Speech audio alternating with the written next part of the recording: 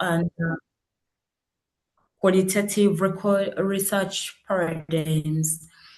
And then a research paradigm was defined as a lens or worldview that guides the entire research. Basically, like we study this to help us understand how to select the right approach, the right design, coherent studies, and how we can defend our methodology academically. And then there are some assumptions about a paradigm. One of them is ontology. Basically, we are looking at the nature of reality.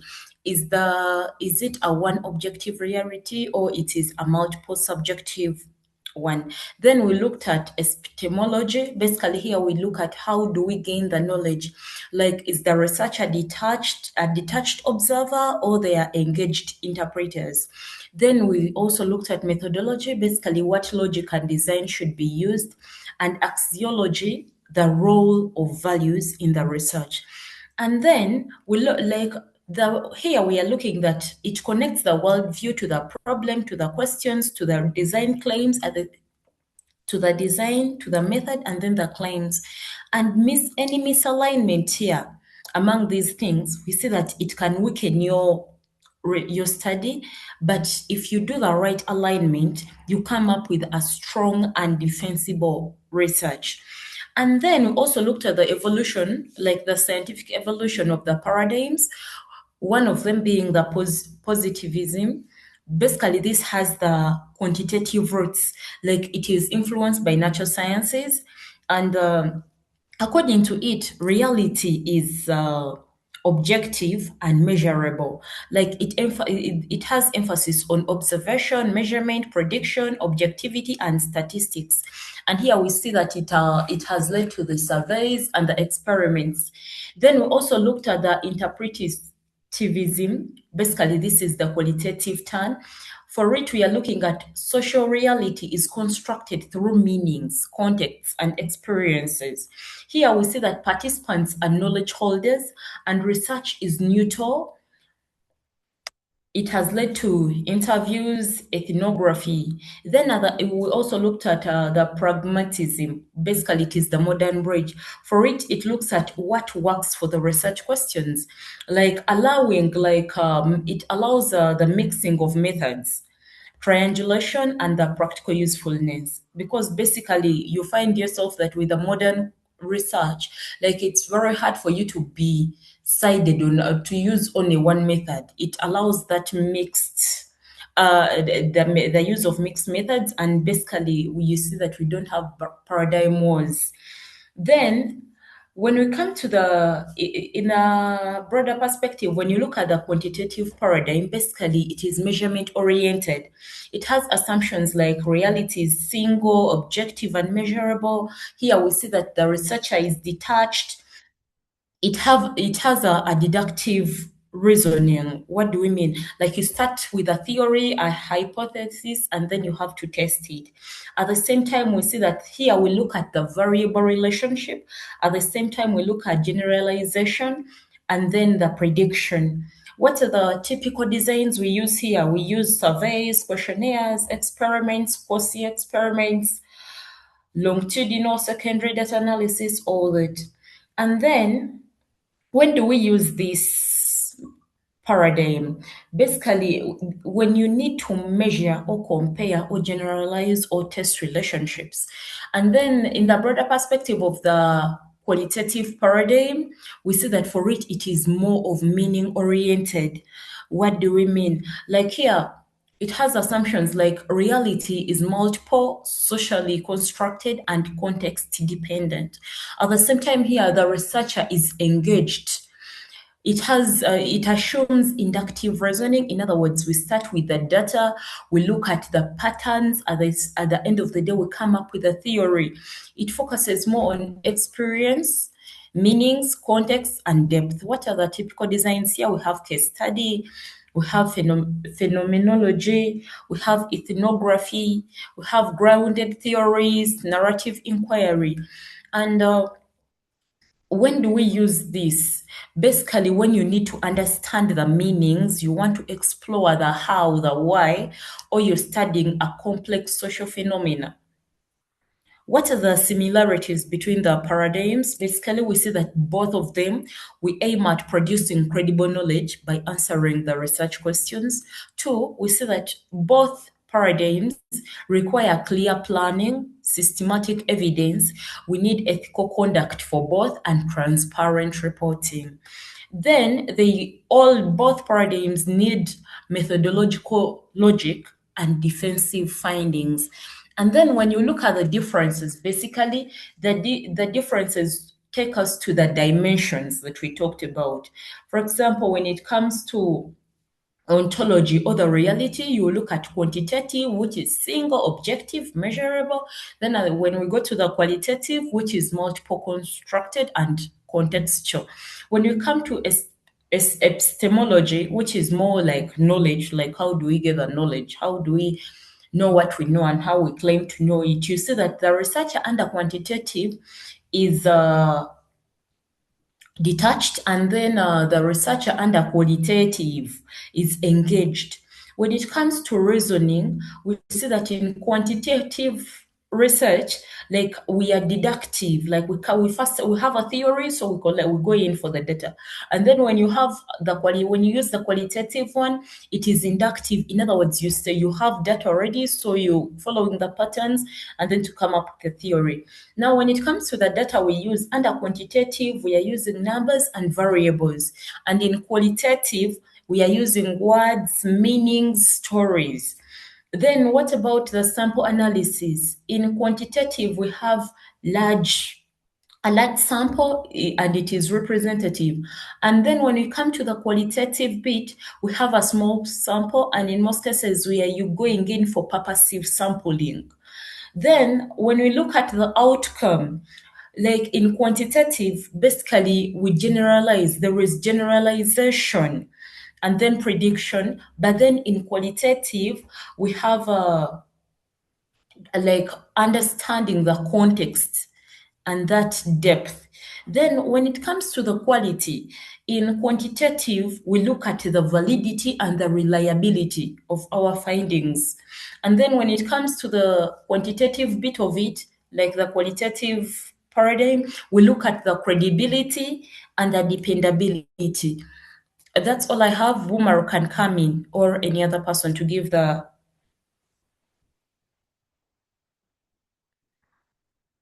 Wumar, class president, please come in.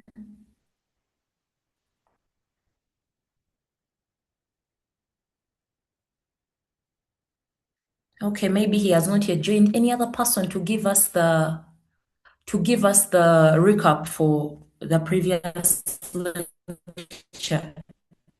You can give us something. I think also last time we talked about the ethic across the paradigms, where good research is also to be responsible for the research. One, it should respect the autonomy and constants. Two, it should minimize harm and risk. Number three, it should protect privacy and confidency. And also, it should ensure that justice and fairness, also secure data responsibility, and then also should be report finding honestly. All these are under ethic across the department. Thank you. This is what I can add.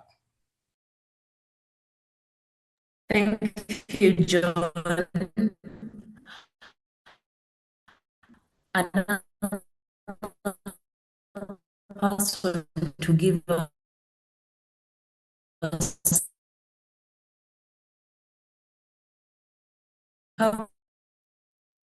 Yes, please, David.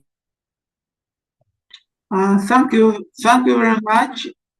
We also looked at the common mistakes made by students of research, and we talked about things to do with the mixing paradigm approach, choosing methods before question, ignoring assumptions behind design, poor citation and referencing, among others. So we need to be very careful not to make these mistakes as we write our research papers. Thank you. Thank you so much, David. Robina, you can come in. Thank you so much. In addition to what colleagues have said, when we look at the quantitative method, when used in research, it focuses mainly on the measurable variables. And when we are using this method, we need to use instruments like questionnaires that are structured, and sometimes we also use the scales for measuring some of the variables. So mainly in this method also, the sampling is probability kind of sampling method that can be used. There are very many types under that and can be selected according to the kind of research that is supposed to be carried out. There's also hypothesis testing and the estimation. So mainly the results of this type of research are presented in numerical format, can be presented in form of charts or in form of tables. Then when we look at the qualitative kind of research, it is more of open-ended inquiry.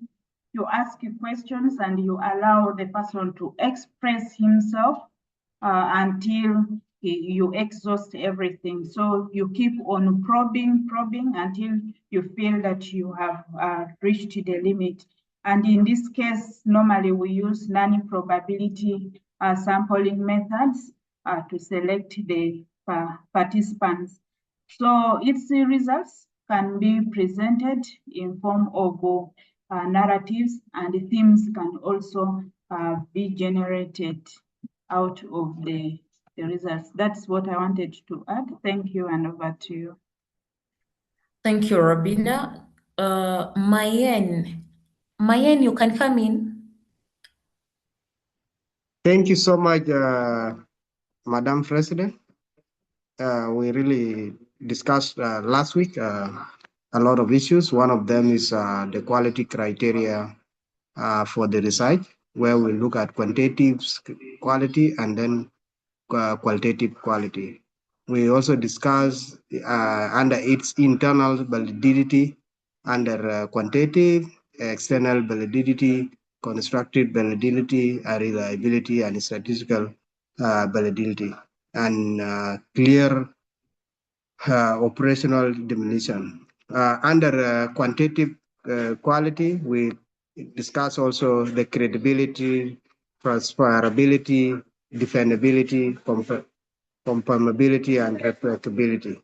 So we also discuss all those. So I just wanted to share with you. Thank you. And over.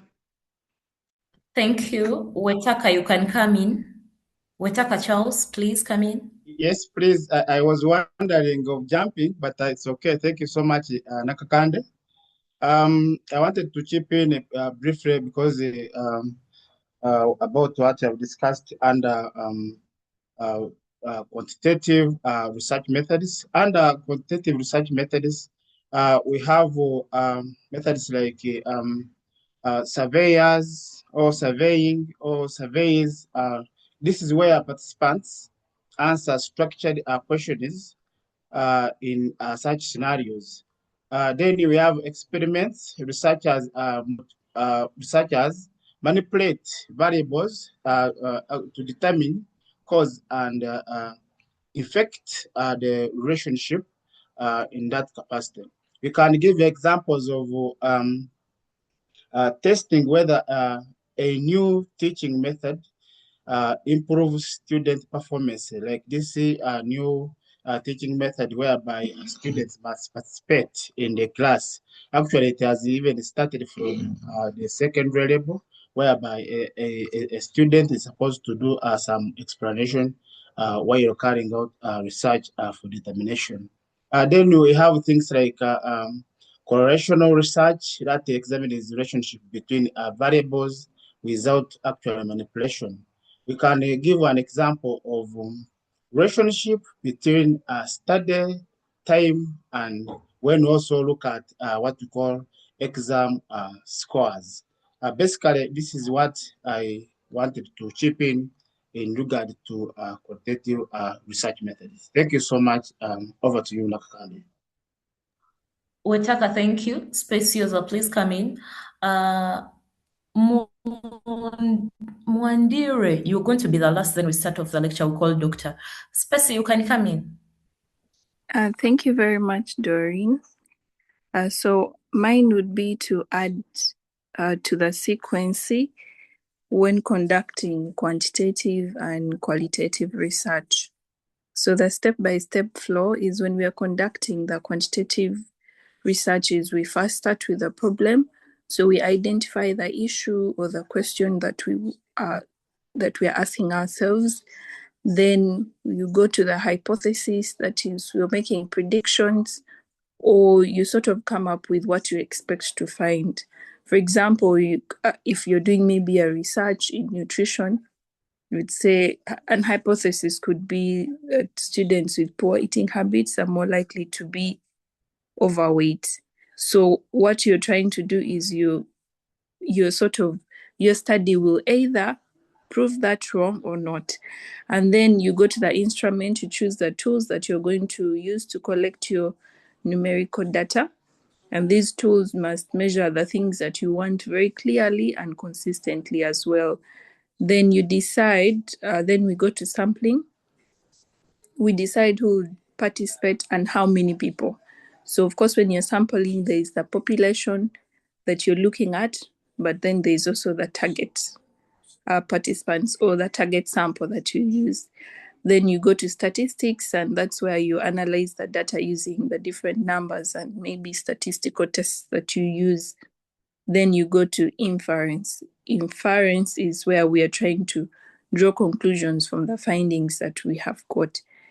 While on the other hand, when you're conducting qualitative research, we start with the problem, yes, we identify the issue, then you select the participants with the experiences that you'd like. So this is where we had talked about purposive sampling. Unlike quantitative, where maybe there is a lot of randomization, here you're sort of intentional. It might be non-probability sampling techniques. Then you interview, you collect your detailed information through maybe interviews, focus group discussions, and so on. Here the participants will explain whatever their experiences are in their own words. Then you code, you either transcribe, you read the responses that are given, and you organize those ideas into different categories. And then you have themes. That's where you combine your similar codes into broader themes as well. Then in the end, you end up with a meaning. So you interpret what the themes mean overall. So like Dr. mentioned, that a research study becomes strong when each step is logically aligned. If you do not align properly, if, for example, you say you're conducting a quantitative research, and then we look at your sampling, and it's purposive or convenient sampling, or you say I'm going to do quantitative, then we find you doing a focus group discussion, it means that you have mixed up those two. So that is what I had to add on. Thank you very much. Thank you. Wetaka, do you have a question? Your hand is up. No, I'd forgotten. Sorry, I'd forgotten my hand. Okay. Mwandire, please come in, then the doctor will come in. Okay, morning, colleagues. Probably without wasting time, I wanted to touch on the steps for conducting qualitative research, but I think Spiziola has already touched on that. Yeah, it will be just a repetitive thing. Thank you so much. Now we can have Doctor.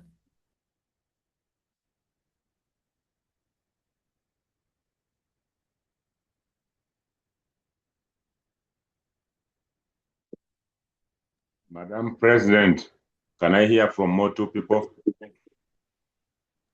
There are areas you have not covered, and there are normally people who miss these classes. I do this as we try to see in the next 5 minutes if we can increase on this number. There are now 100 people, 110, I think. Yeah, and I expect 145. Where are the 35? So let's have a recap pushed up to 2025. 5 more minutes. Thank you. Okay, Doctor. You have not covered everything that I thought we would have covered. So please go ahead and do the recap. Can I come in? Please do. Please do, Arindu. Yeah, thank you.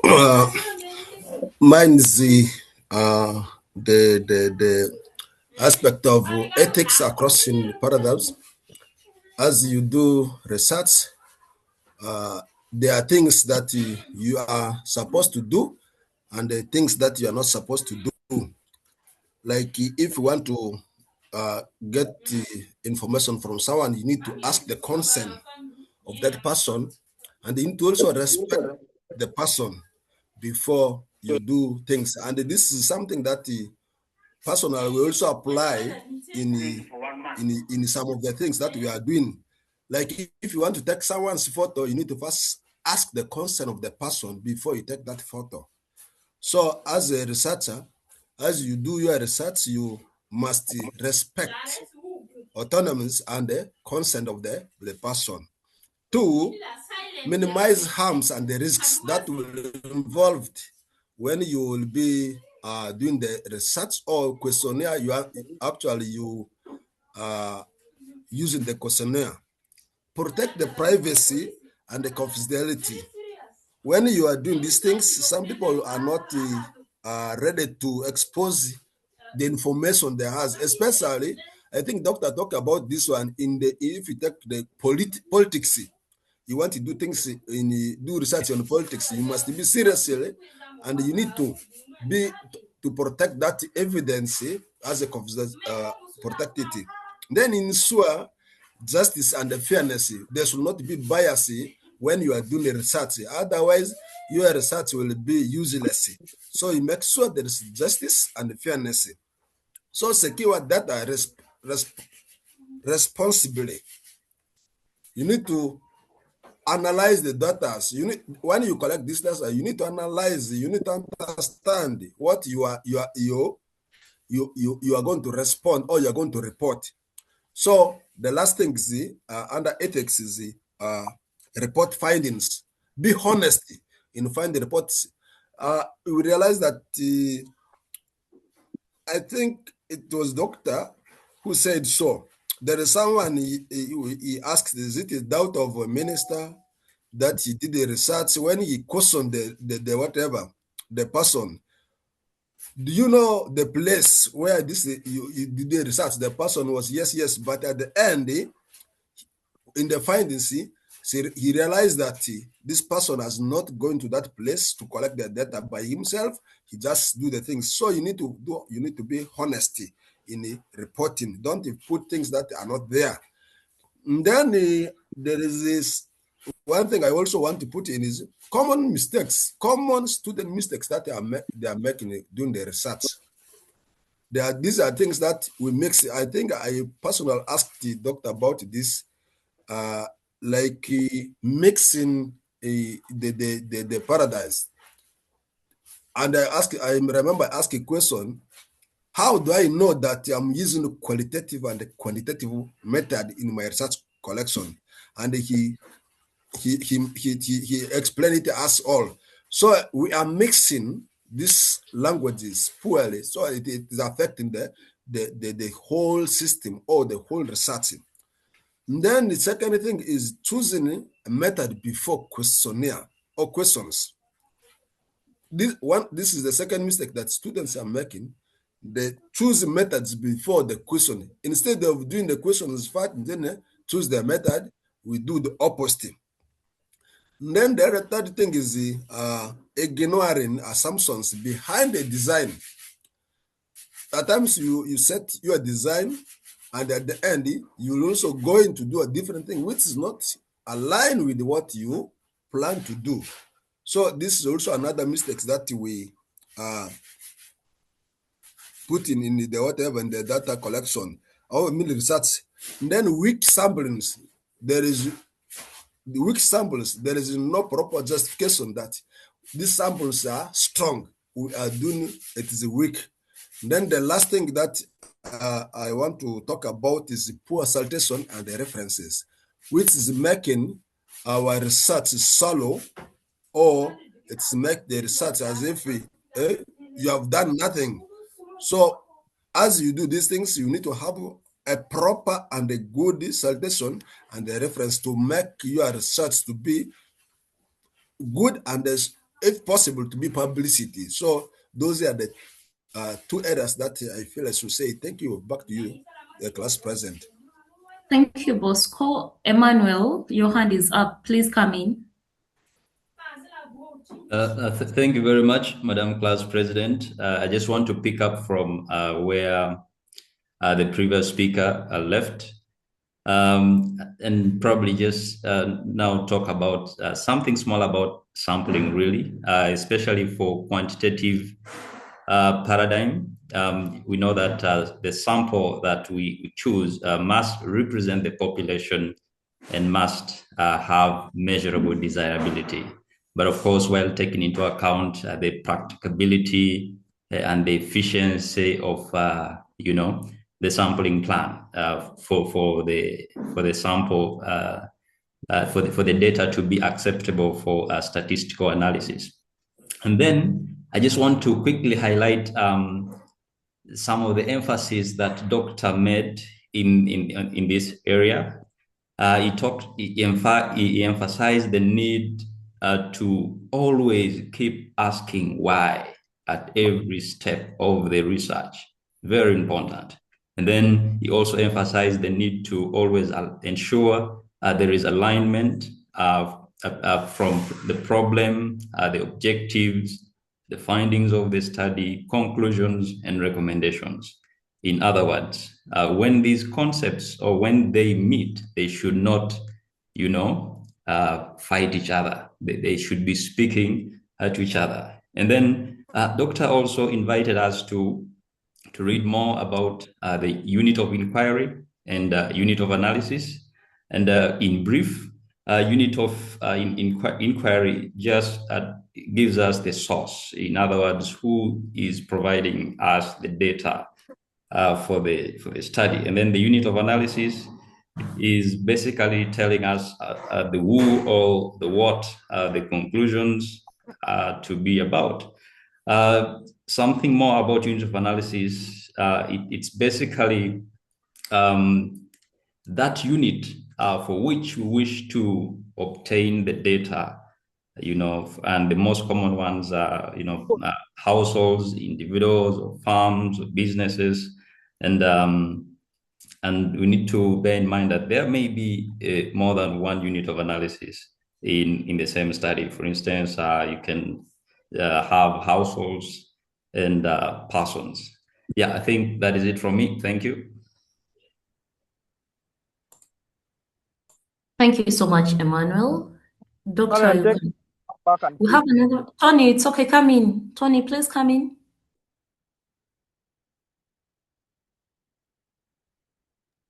Tony Bossa.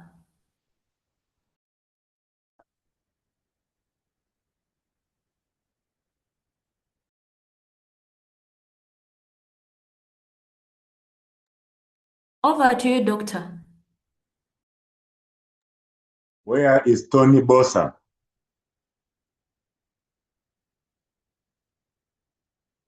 Dr. Tony Bossa is here. The idea that I wanted to push forward of the ethics, speaking consent from the person from whom data is being collected was already raised.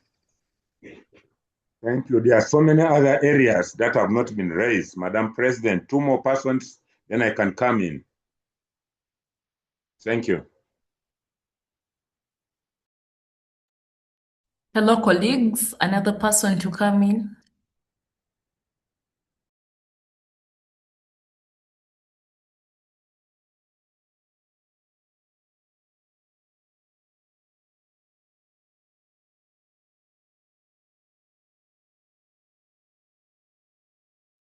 Yes, Darren and everyone, good morning.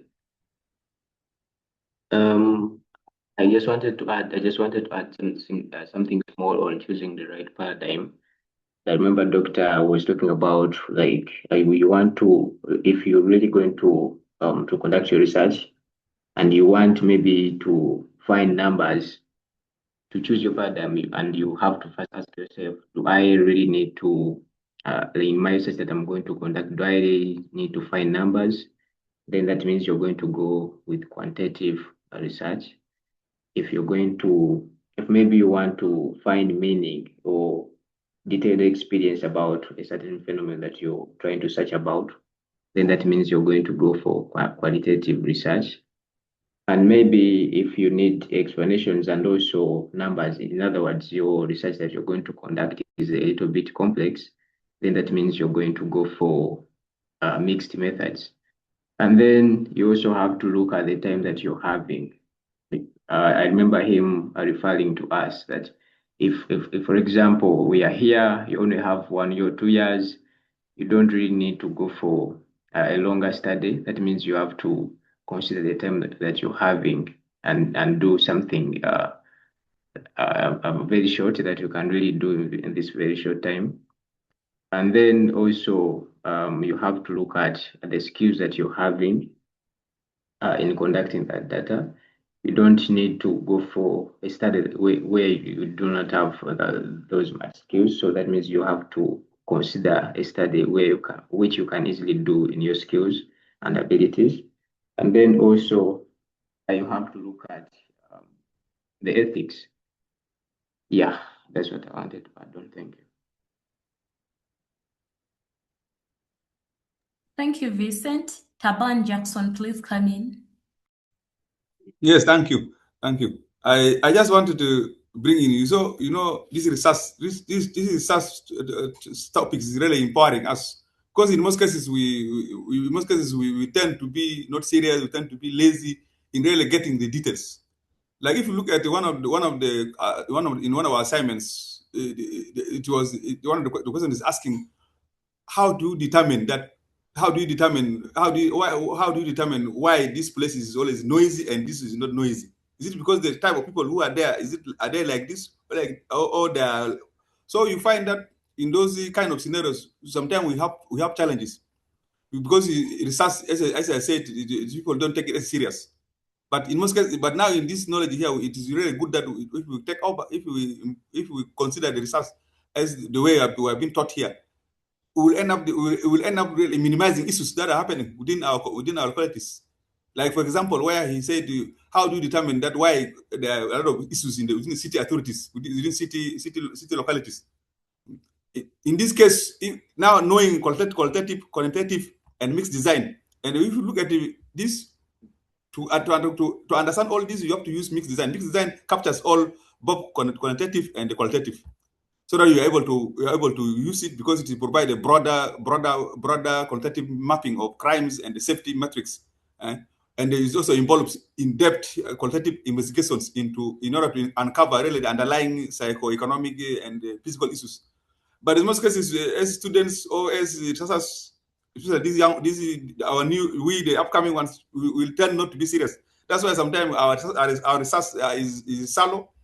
When you are told to go and pick, and one of the challenges also is in season. Also, sometimes reviews. When you say I want to research about your in season, sometimes you are not given go ahead. Then you end up sitting somewhere and you sit somewhere and begin developing those research. Those are the challenges we have. But otherwise, if really research is taken as serious, it can really help us. It can reduce issues that are within our society. Thank you. Thank you so much, Jackson. Asimwe, please come in. Jesse.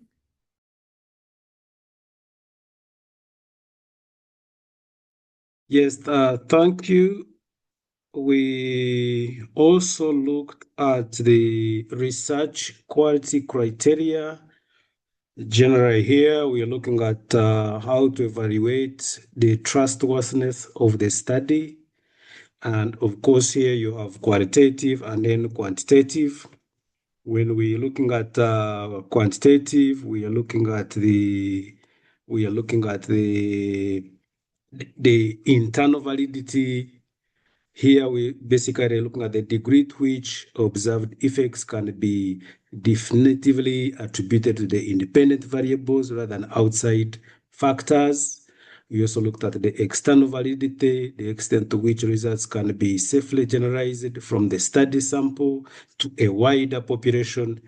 Then you also have the reliability in terms of consistency and stability of the results if the study were to be replicated. Then under qualitative criteria, we looked at issues to do with credibility, transferability, dependability, conformability. Credibility here, you're looking at ensuring that the results actually represent the participants' real experiences. Then transferability is about providing enough contextual details of the results to be applied in other settings. And then dependability is the documenting of the research process thoroughly so that another researcher can be able to audit and follow the research process. And then, of course, the other issues to do with conformability, the reducing the personal bias and confirming that results are shaped by data rather than researcher subjectivity. That's what I can also say confirm to what I think we talked about last time. Thank you so much, Jesse. Over to you, Doctor. Thank you so much, colleagues. I don't know whether I can be heard. Can you hear me? Yes, sir. Loud Yes, and sir. clear. Loud and clear. Oh, thank you. I only have one problem. I might not be heard very well, not because I cannot speak, but just simply because I think I stretched my vocal cord because I happen to have been the director of ceremonies yesterday. We had a graduation ceremony. That's our 11th graduation ceremony at our mighty university, Universal University, Technology and Management. So if you don't hear me well, then you know I might not stretch beyond this. So we have discussed so much about quantitative and qualitative research methodology. I think this is very key, very important. Many of you have been able to, make a contribution, which is very great for me. I think that is a plus. One thing I want you to understand is that you can only make research interesting when you are part of it. Some people call it a very boring subject. I don't know whether it is, but you can make it interesting. Can you see my slides well?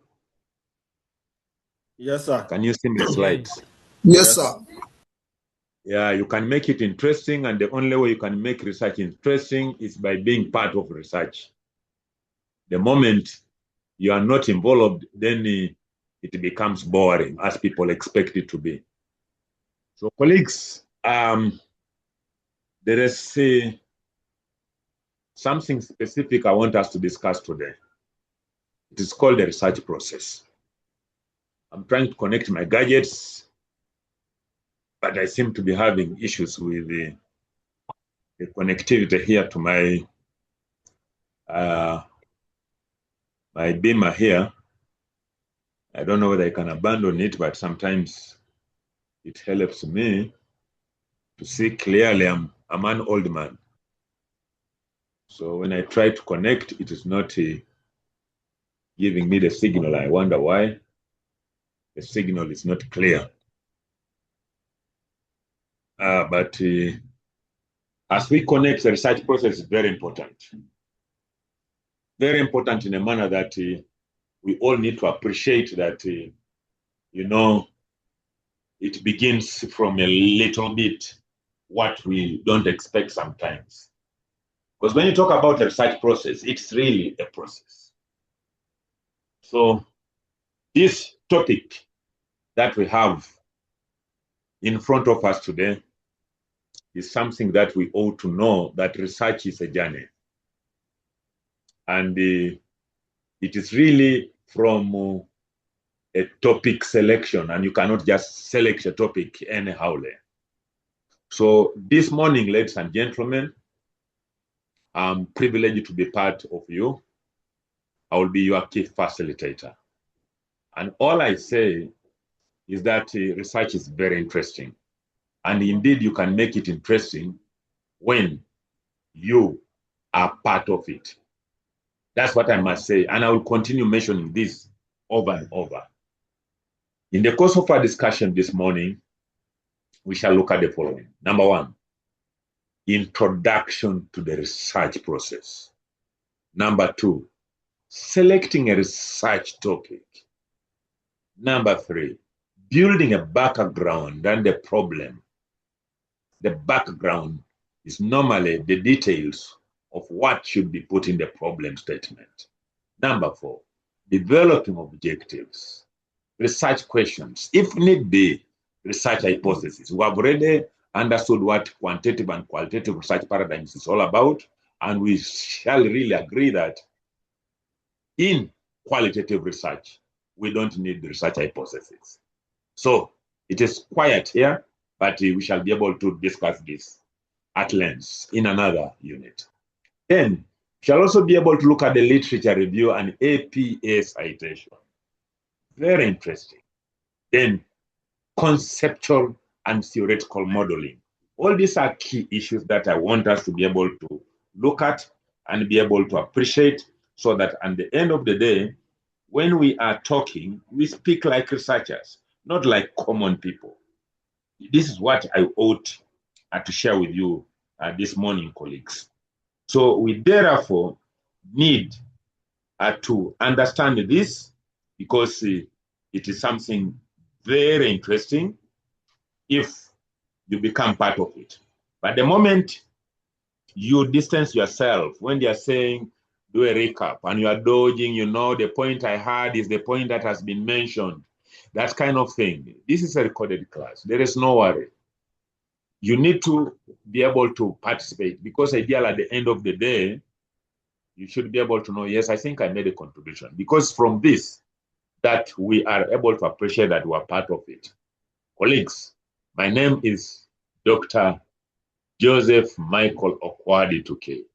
I'll be excited to take you through what we ought to understand, the research process.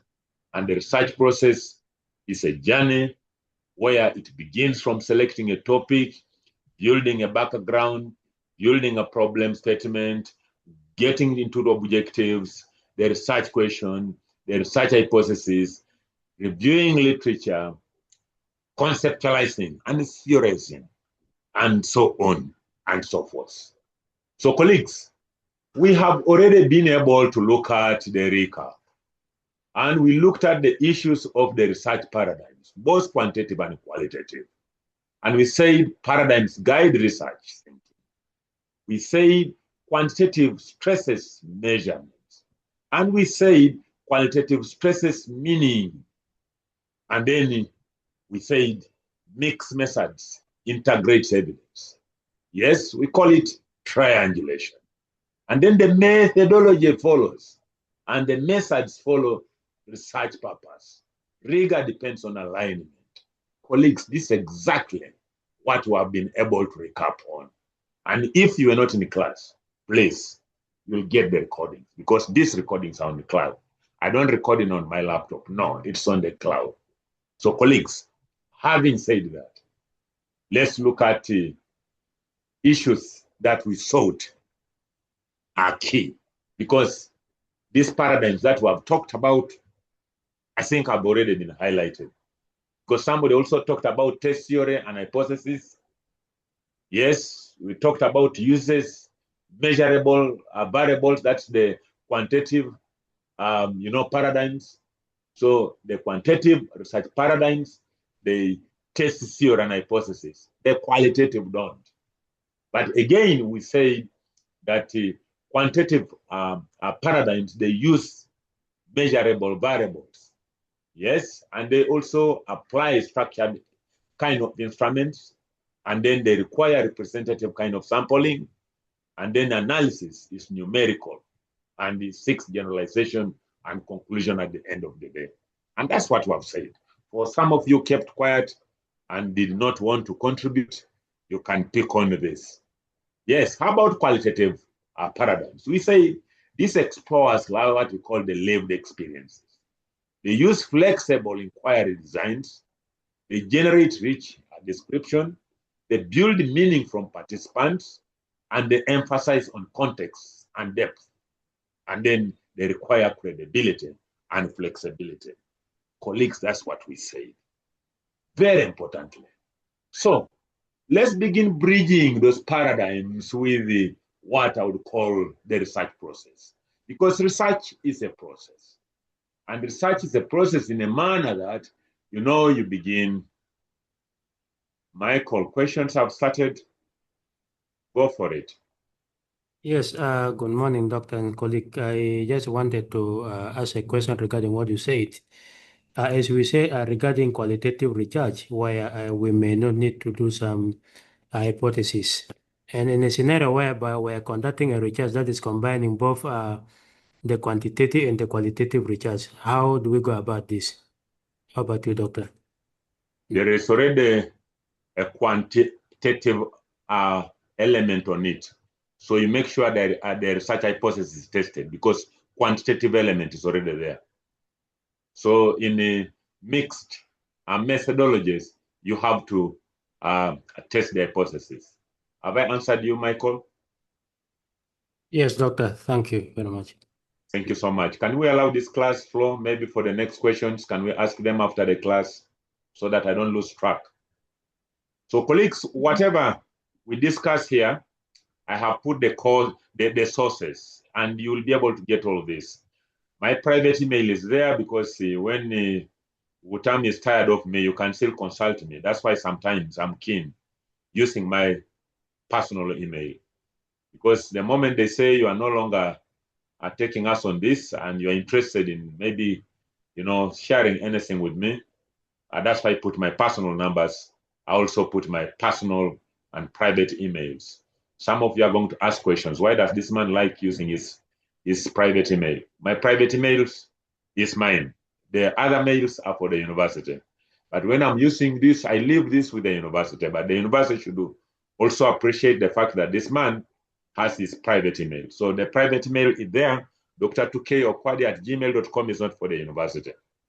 Knowing very well that when I leave the university, you can still contact me. Yes. So whatever we are discussing here, colleagues, I want you to understand, I'm getting it from Comar and Creswell. Comar 2019 and Creswell 2023. Because now you may read another book and say, no, but Amin says this. Mugenda says this. So the research process I'm giving you is according to these people. Because I know today, there's a lot of information out there. And also depends on where you search from. These are well-known guys as far as the research process is concerned. So I know you could be reading some other books, but I'm now telling you where I'm getting this information is from specifically these colleagues. And we're saying the research process begins with the identification of a topic. And a topic is different from a title. Yes, we shall also be discussing about this. Then you review the literature. And we review the literature because we want to find a gap. Then we define the problem. We define the problem because we want to categorically understand how grave the problem is. Then we do the designs of the study. That's the methodology. The methodology is the one that's going to anchor how you can collect data, with which instruments, how you can analyze, and how you will be able to do reporting of the findings. Colleagues, very important. So this is what we are going to be looking at, colleagues. So having done the recap of quantitative and qualitative research paradigms, colleagues, allow me now to go into detail discussing issues of the research process. I'll mention this again. Allow me go into our unit number 3, which is the research process. And we say in our definition, in our very first lecture, that research is a logical, systematic, and evidence-based process in which every stage supports the next. That's why we needed to connect the dots beginning from the research paradigms, because they connect to the research process. Colleagues, for that matter, this unit has also got the learning objectives, call them purpose. And we're saying we ought to understand that the purpose of this specific unit, that's the research process, is for you as a participant in this class to be able to develop a proposal building competence. Right now, each of you has got a proposal. And I want at the end of the day, you begin reflecting. This man gave us an assignment. He never guided us. Some people even keep calling me for guidance, by the way. We have already research proposal guidelines and even the dissertation guidelines. For some of you are going to continue to another level of having a master's. For those doing a PhD, you may stop at a theoretical level here. I wouldn't care. But for those who are going to continue up to master's level, this is going to guide you. How will it guide you? Because if you understand what the research process is, then you will be able to develop a proper proposal in a competent manner. You will be able to move ideas from that study and be able to connect the concepts and variables in a manner that is required by research. And of course, you should also be able to formulate focused objectives. We call them SMART objectives, and then build the credible literature reviews and so on and so forth. And because the Universal Technology and Management University uses APA citation procedures and they use that format, then this unit basically also gives you how basic you can understand, because it looks at theory, the concept, the variables, evidence, all of that, you connect the dots. So this is what we ought to do. So, excuse me, doctor. Listen, what could be the issue? Yeah, I'm wondering if you're moving your slides. We are still on the first slide. I'm still on the first slide and the slides are moving from my side. I don't know why. Sorry. We're still on the first slide. Okay, let me stop and reshare.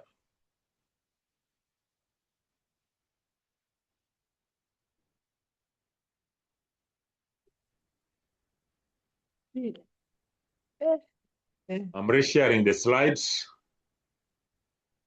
Sorry about that.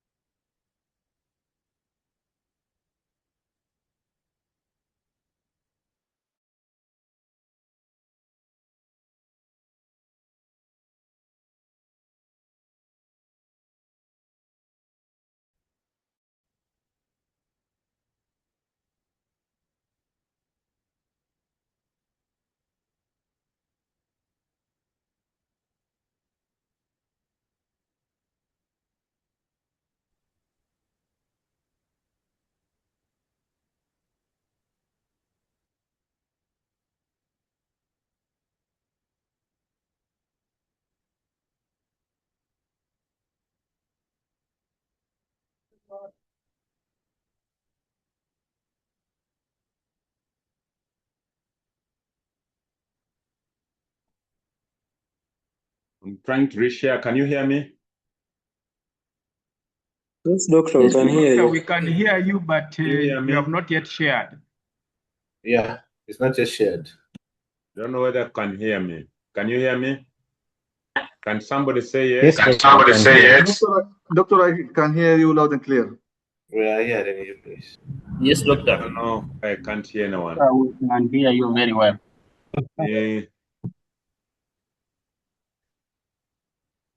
Can you see my screen?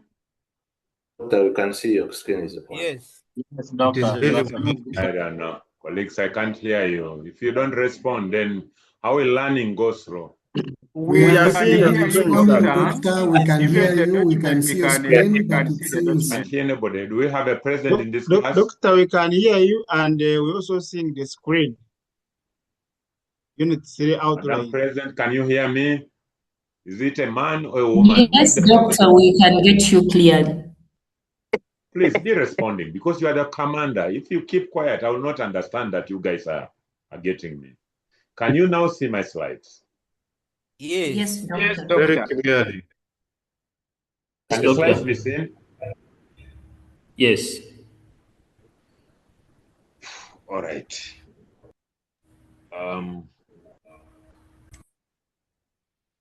Just a moment. Let me try to see if I can connect something. I have some gadgets here, but now the big issue that I have is it's going low. Let me charge it as we get in.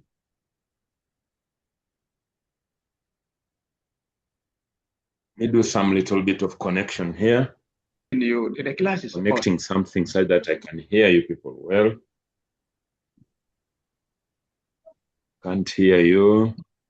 The first person to be speaking, I could hear, I think when I change the gadget, it's low. I'm doing some little bit of connectivity. okay. I don't know why.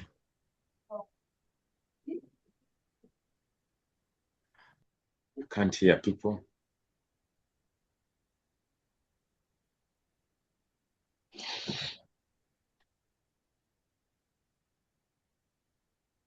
Just a moment, I'm trying to connect another gadget.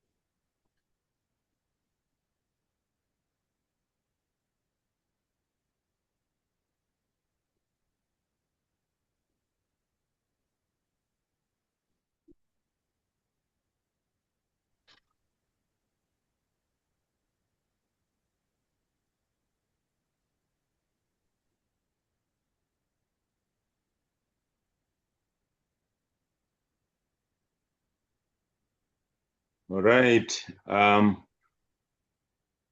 don't know whether I can be heard now. We can hear you, sir. Thank you so much. Thank you. Can you see my gadget? We can see your screen. Yes. We can hear you. Maybe Very well. if you Very can well. put the presentation in presentation mode. Is that okay now? It is okay, but We if you can put it in presentation mode, it will be easier for us to see. Yeah, I Yes. think.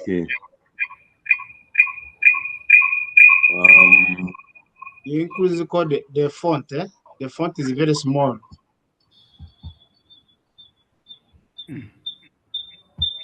But now on my side, it shows you have paused the screen sharing. Oh. So it means to share the full screen. Let me reshare. I've just changed the gadget. Let me do resharing again so that we can follow. the slides. Just a moment, I'm on it.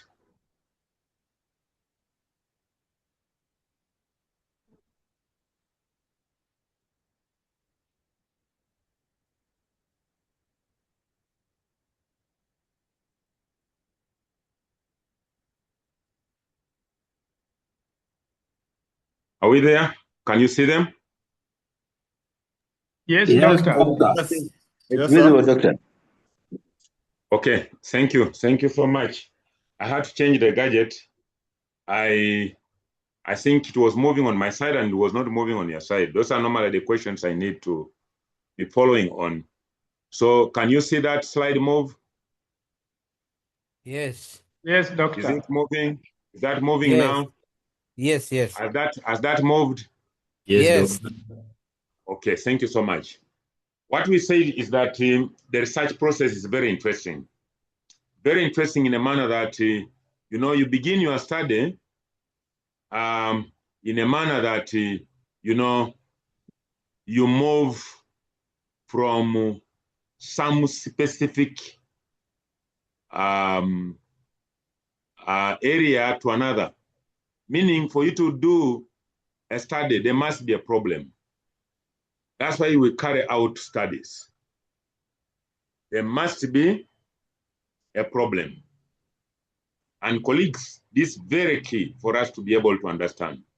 You can't carry out a problem, a study without a problem. No.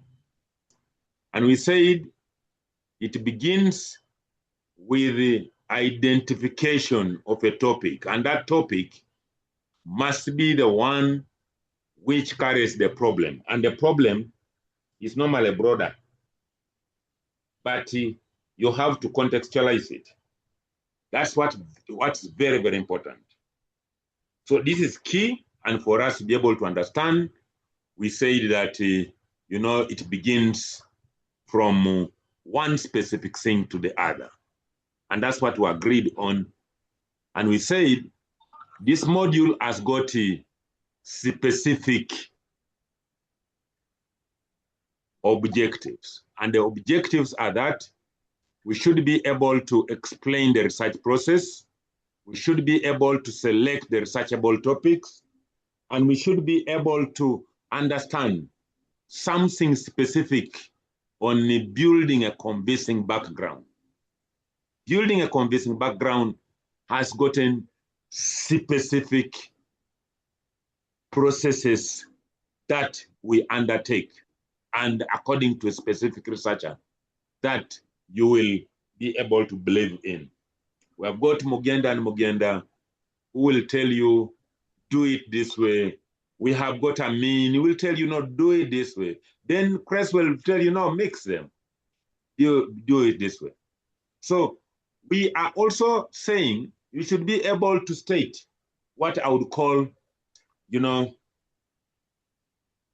a background to the study, but in a manner that it should be able to specifically look at the problem statement, which should be summarized in a specific manner. Then also formulating aligned study elements, like the objectives, the research questions, the research hypothesis, if it's a quantitative one, then applying the literature according to a specific format. In Utamu, we adapted what I would call APA. It's a good format. So we have looked at basically the meaning of the research process. And we want to understand that when you talk about a research process, there is something specific that you are looking at. A process, a research process, what does it mean? This is very, very key. Because when you talk about the research process and you want to know the meaning, what does a research process mean? This is the question that we ought to answer. Because somebody is going to ask you, what does the research process mean? You should be able to understand this and be able to give a specific, correct, and coordinated answer. Because the moment you don't do that, then you know you have issues, because the research process is something that ought to be learned, and we ought to understand it very well. Because if you don't, then it becomes a key issue. So what is the research process? That's the question that somebody will ask. And we need an answer. This is something that sometimes people begin fidgeting and they will not give you an answer. Then you say, tell me, what's the research process? In most cases, people will come with a gamble, and the gamble may not work. Because if you are talking about a process, it should be a systematic way, a method, which you ought to use if you are going to carry out any kind of study. That's what we're talking about. So we are calling it a systematic pathway of inquiry that begins with a researchable problem. Meaning, you cannot call it a process without having a starting point. A starting point here is a problem, and a problem which is researchable. Do we have problems which are not researchable? Yes. You know, yesterday I was coming from the graduation ceremony. That is from Universal Technology and Management University. And you know, my daughter called me, she's my third born, and told me, Daddy, we know you could be having, somebody's asking a question. I am explaining the slide. Any question? Hello? Is there something that is not going right? No, all is okay, sir. All is okay, doctor.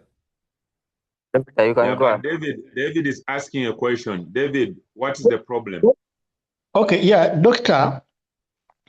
Hello, doctor. Hello. I can hear I'm you. asking. Okay, I'm asking.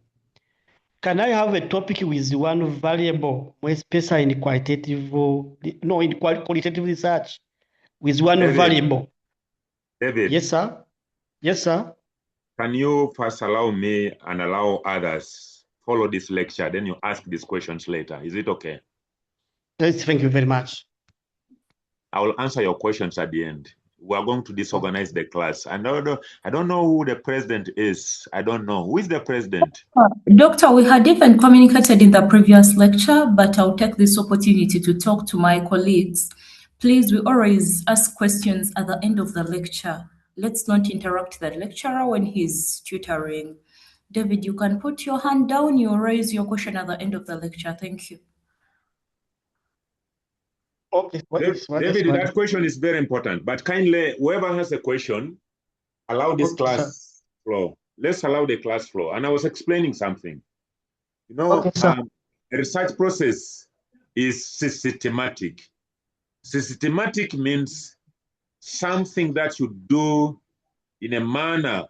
Okay, David, what is the question? No, your hand is raised. You have raised it afresh. You ask the question. Okay. David, let me now answer your question because it's like it is very much itching. Can somebody have a study with one variable? Yes. You can have a study with one variable. And most of those studies are qualitative studies. Is that okay, David? Yes, sir. Yes, sir. Thank you. Thank you. Colleagues, can I proceed? Time is not on our side, and I have very many slides. I don't know whether we shall be able to cover them. So we're just at the beginning, and we're saying the research process is very interesting, and it begins with a researchable problem. That's what we're saying. And since it begins with a researchable problem, the question that somebody can ask is that, could there be problems which are not researchable? I would say yes, there are very many problems which are not researchable, quite many. Why am I saying this? Yesterday when I was leaving the graduation ceremony, that is at Congo. Congo is our main campus. I had a driver and I had also my other colleagues in the car. I was actually moving with the VC and the principal of Bugolobi campus. David, is there something you want me to understand?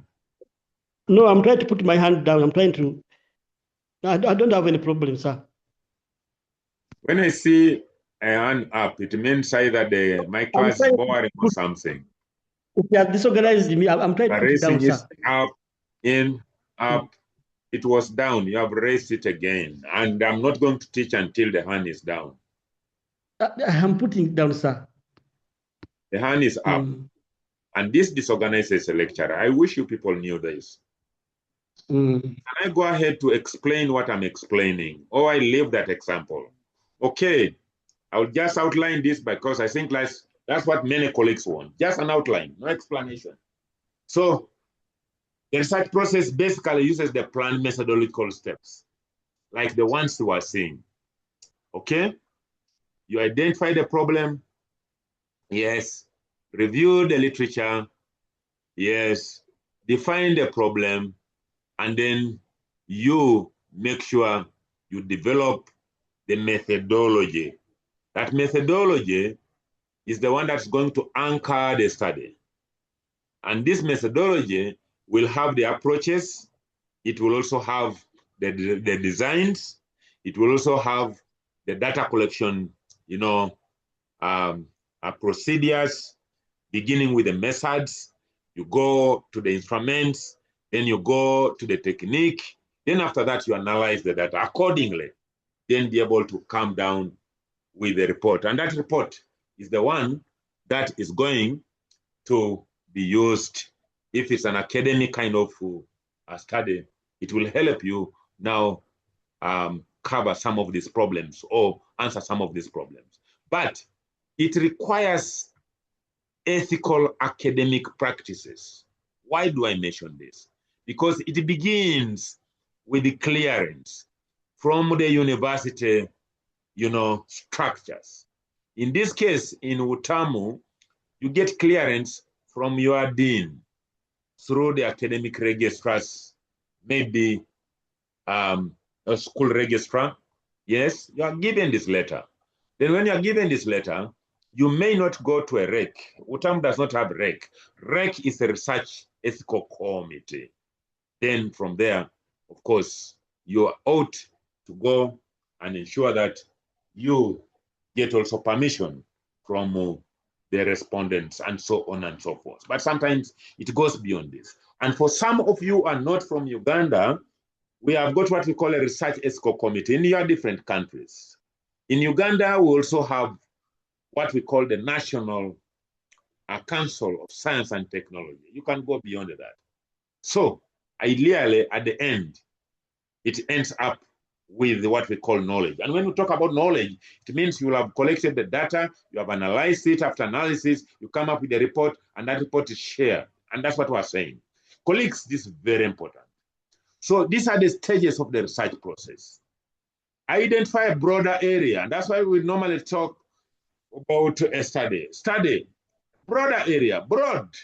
Yes, if it's broad, you can say, if you are going to talk about domestic violence, how is it? Yes, domestic violence. Broader. Then from there, you can get a topic from domestic violence. For instance, you can say the influence of domestic violence on, say, academic performance of Utamu or in private universities, a case of Utamu, that kind of thing. Just a moment. Yes, sister. Good morning, sister. Morning, sister. It's okay, sister. I'm very grateful, sister. You're welcome, sister. You're putting it on Airtel or MTN. Thank you so much, sister. I'm grateful. You're welcome. You'll communicate to your colleague, also our colleague the other side. You'll also communicate to our colleague, sister Nsukwa. Okay, thank you so much. I'm grateful. Because you said something. I'm sorry about that. That was urgent. My colleague got at work. So, colleagues, these are the stages of research process. You identify a broader area. The broader area would be that, why is it that women are punching so much of their husbands, especially in Uganda? Why? is it that the academic performance in Utamu is low? Why is it that students so much complain about the facilitators?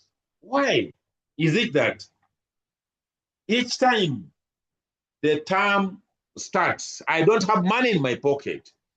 Why is it that there's a lot of corruption in our country? Why?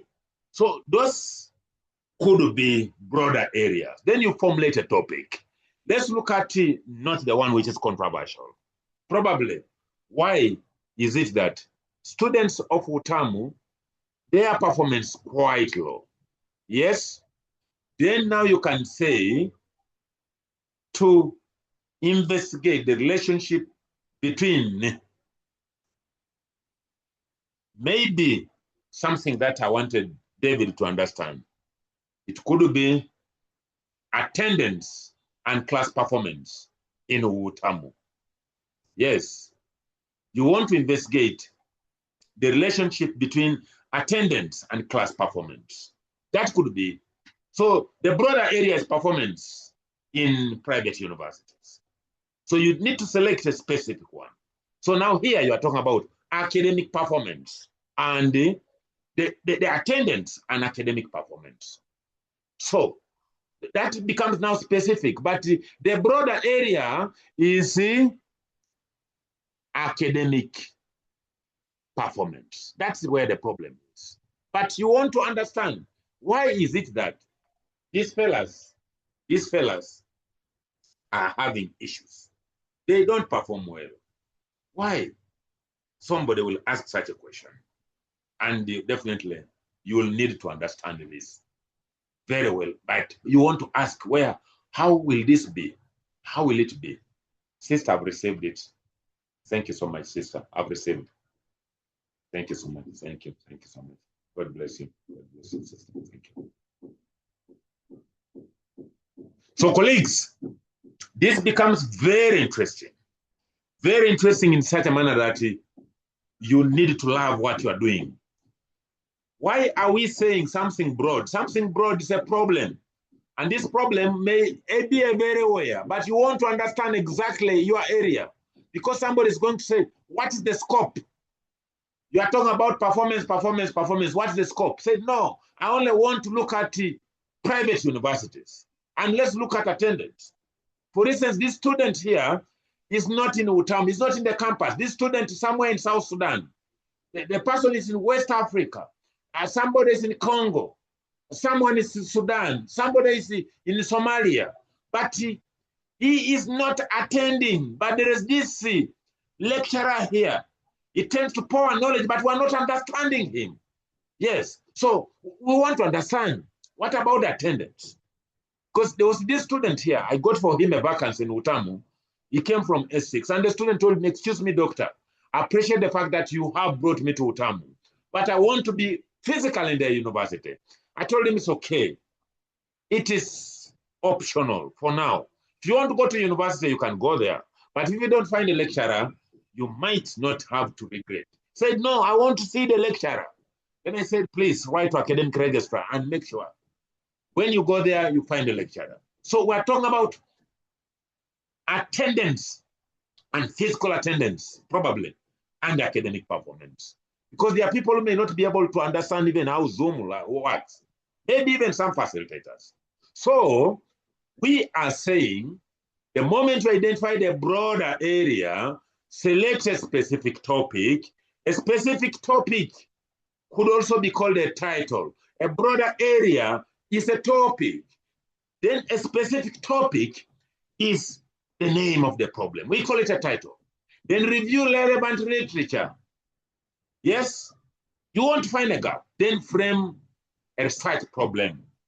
Then design the methodology which will help you collect the data, analyzing the data, then be able to come up with a report. Call them findings. In our academic writing, we call it, findings. And these findings will be very, very important for you to understand. So colleagues, this is very important. Even if I stopped there, I have summarized it all. So selecting a research topic is key. Because we are told that a good topic emerges from the intersection of interests, evidence, relevance, ethics, and disability. I would mention that again, colleagues, because I want us to get this and make sure that we also follow on the assignment that I've already given you. A good topic emerges from the intersection of interests, evidence, relevancy, ethics, and disability. Do we have topics which look interesting, but they are not researchable? Yes, so many. I may not be able to give you this, but I'll tell you, in politics, that's a no-go zone. You cannot begin discussing right now about the corruption in Uganda and you get cleared. No, they will not clear you because it's a controversial area. So make sure it is something which is acceptable ethically and it should be visible. That's what we're saying. So I want you to check your topics later and realize that either it's a good topic or a bad topic. But of course, with me, the assignment I gave you, not much interest. And when it comes to what you're going to present for defense, then now pick interest. Colleagues, these are the qualities of a good research topics. It should be clear and specifically focused. An examination of the effects of attendance of academic performance in private universities. A case of Watamu. That is a good one. It's very clear and specific. It's looking at attendance and looking at the performance. And we're saying, we want to see the problem is performance. Students do not perform well. And we suspect because they do not attend classes quite frequently. If they come late. If they come late, they want to ask questions. And the questions that they ask interrupt other learners. And so it becomes an issue. Because ideally, at the end of the day, you'll not have understood because maybe the topic is not well covered. Colleagues, that is one.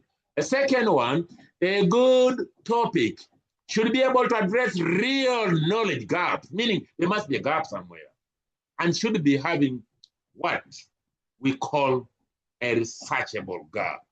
Yes, what are we saying? Yesterday, I was trying to mention this, but David kept on raising his hand. I was driving from Otamu main campus where we had the graduation ceremony. To be specific, 11th graduation ceremony. All of you want to go there and make sure you are there November. So, colleagues, one of my daughters calls me. She has just returned from Dublin. She did a PhD in machine learning and artificial intelligence. But Dad, even the accent, I was not getting it. We have an issue here. One of my daughters, who's my last born, her husband, I think he has a brother who is mentally disturbed. And they were trying to ask me why this man cannot be detained in the police. And they had already detained the man. I said, no, what could be the issue? Give me the background. Then they started telling me, Dad, this man at one point in time had been arrested and he was put in prison. He served for 2 years, but again, there is a background that he abuses some substances and alcohol. I said, well, did you say he's mentally disturbed? That yes. Did you say he has a background that he was taken to prison? That yes. Did you also say that actually he is on medication? That say yes. Said police does not detain people who are sick. That man is sick mentally. So please, I'm going to call my colleagues and he will be released. My wife backed at me. My daughters backed at me. My in-laws backed at me. But then I said, okay, let me call an officer. So I told them, when you are there, let me talk to the OCCID. I will not tell you the station, but I know some police officers are here and they will be understanding what I'm talking about. So when I talked to her, the lady told me, you know what? This man is already disturbing suspects in the cells. He's fighting them, he's beating them. He looks to be having some problem mentally. We're not going to keep him here. Doctor, I know you taught me. That kind of thing. He said, please, if this is your son-in-law, do something. He said, no, he's a son-in-law, a brother of my son-in-law. and is the eldest brother. So now what are we going to do? Can we talk to the OC station? Said, please do that very fast, because I also have a name, and that patient has got his own specific rights. And you know what? I called the mother-in-law of my daughter, my last born. I said, excuse me, Mama, what did you want me to do? That let this man be detained for only 3 months. Said, are you the mother? Said, yes, I'm the mother. You want a patient to be detained for 3 months? Said, yes. Said, then this is not your son. Said, no, but he's threatening to kill me. Said, no, he's sick. Nobody will be able to threaten a mother when it's mental okay. If they're okay, then there must be a problem. It becomes a criminal. But I know the boy, and at one point in time, he prepared for me a meal. I said, no, Mama, that man should be released and taken to the hospital. I've used a lot of money. Said, now you want to escape your responsibilities by putting him in prison, and you think he will not be released? So I want us to stop there. So what was the gap there? So colleagues becomes a problem. When I called the OC station, told me, doctor, I'm at another scene, but we shall help you. I told him the only help I need is a police car. Take him to the mental hospital. That could be Butabeka. But in between there, told my doctor, you are police health professional. Why don't you call an ambulance to come? Said, well, I may not be able to. My brother, I'm in class. I will call you, unless it is urgent. Is it urgent? Is it urgent? Okay, what could be the issue? I'm still there, but I'm right now in class. I'm facilitating. Yes, but I'll call you back after the class. Yeah, man. Eva, I'll call you. Eva. Okay. Sorry about that. I'm a health professional. I'm also in security, but I must pick these calls once in a while and get to answer some of these issues. Colleagues, what are we saying? Ideally, at the end of the day, I am here to call my wife, but everybody was not happy with me. But I told him, excuse me, my wife is a health professional. And I told her, excuse me, madam, you are a person who deals with patients. I can't detain anybody's son. If you want to detain him because he's a brother to your son-in-law, go for it, but I'm not involved. So colleagues, these are issues that we ought to understand. So if you did that research, maybe you'll find a lot has been done. We have detained our relatives, and we have sometimes instigated something, and we have taken them to prison when they are supposed to be in the right place. That is the hospital. Colleagues, any topic that you are ought to study must be closing the gap, must be measurable, must be explorable, must have concept. David asked a question, can I do a study with one concept? Yes, you can. But that study is most likely going to be what I would call, a qualitative study. Some people have done that, but at this level, we don't need you to do that. If you have done that, you are going to have issues. Why? Because I want us to measure these variables ideal at the end of the day. So the concept must be there. IV, DV, and maybe MV, that kind of thing. So this must be supported by literature, meaning you should be able to go out there and review some literature, which literature should be able to support the closing of the gap. Colleagues, it should be feasible within constraints and contributes practical values. Meaning, ideally, at the end of the day, you should be able to ensure that this that you do should be able to, help others, bridge the gaps out there, that kind of thing. Colleagues, I don't know whether the slides are moving. Somebody can just raise a finger, a thumb, and say, yes, we're there. So are we there? Are the slides moving? Are the slides moving? Yes, Doc. Yes, Doctor. Thank you so much. I just need to understand that I'm communicating. So refining Yeah, on topics slide or number ideas. 14. I hope that's where you are, Doctor. I'm refining topic ideas. Are we there? Refining topic ideas. Yes, Yes, Doctor, that's where we are, on slide number 14. Thank you so much. Refining topic ideas. Colleagues, when we're talking about refining topic ideas, they move from the broader to narrow perspective. According to Amin, not a mean. Let's look at Mugenda and Mugenda, 2003, 2004, 2005. These are Kenyans who are still alive. I think their husband died. Their husband committed suicide in 2020. He climbed a very tall tree, I think a building, not a tree this time round, and fell down and died. Nobody knows, but maybe because, you know, when you have a PhD, I'm told you can actually get a permanent head damage. That's what people say. But I'm not one.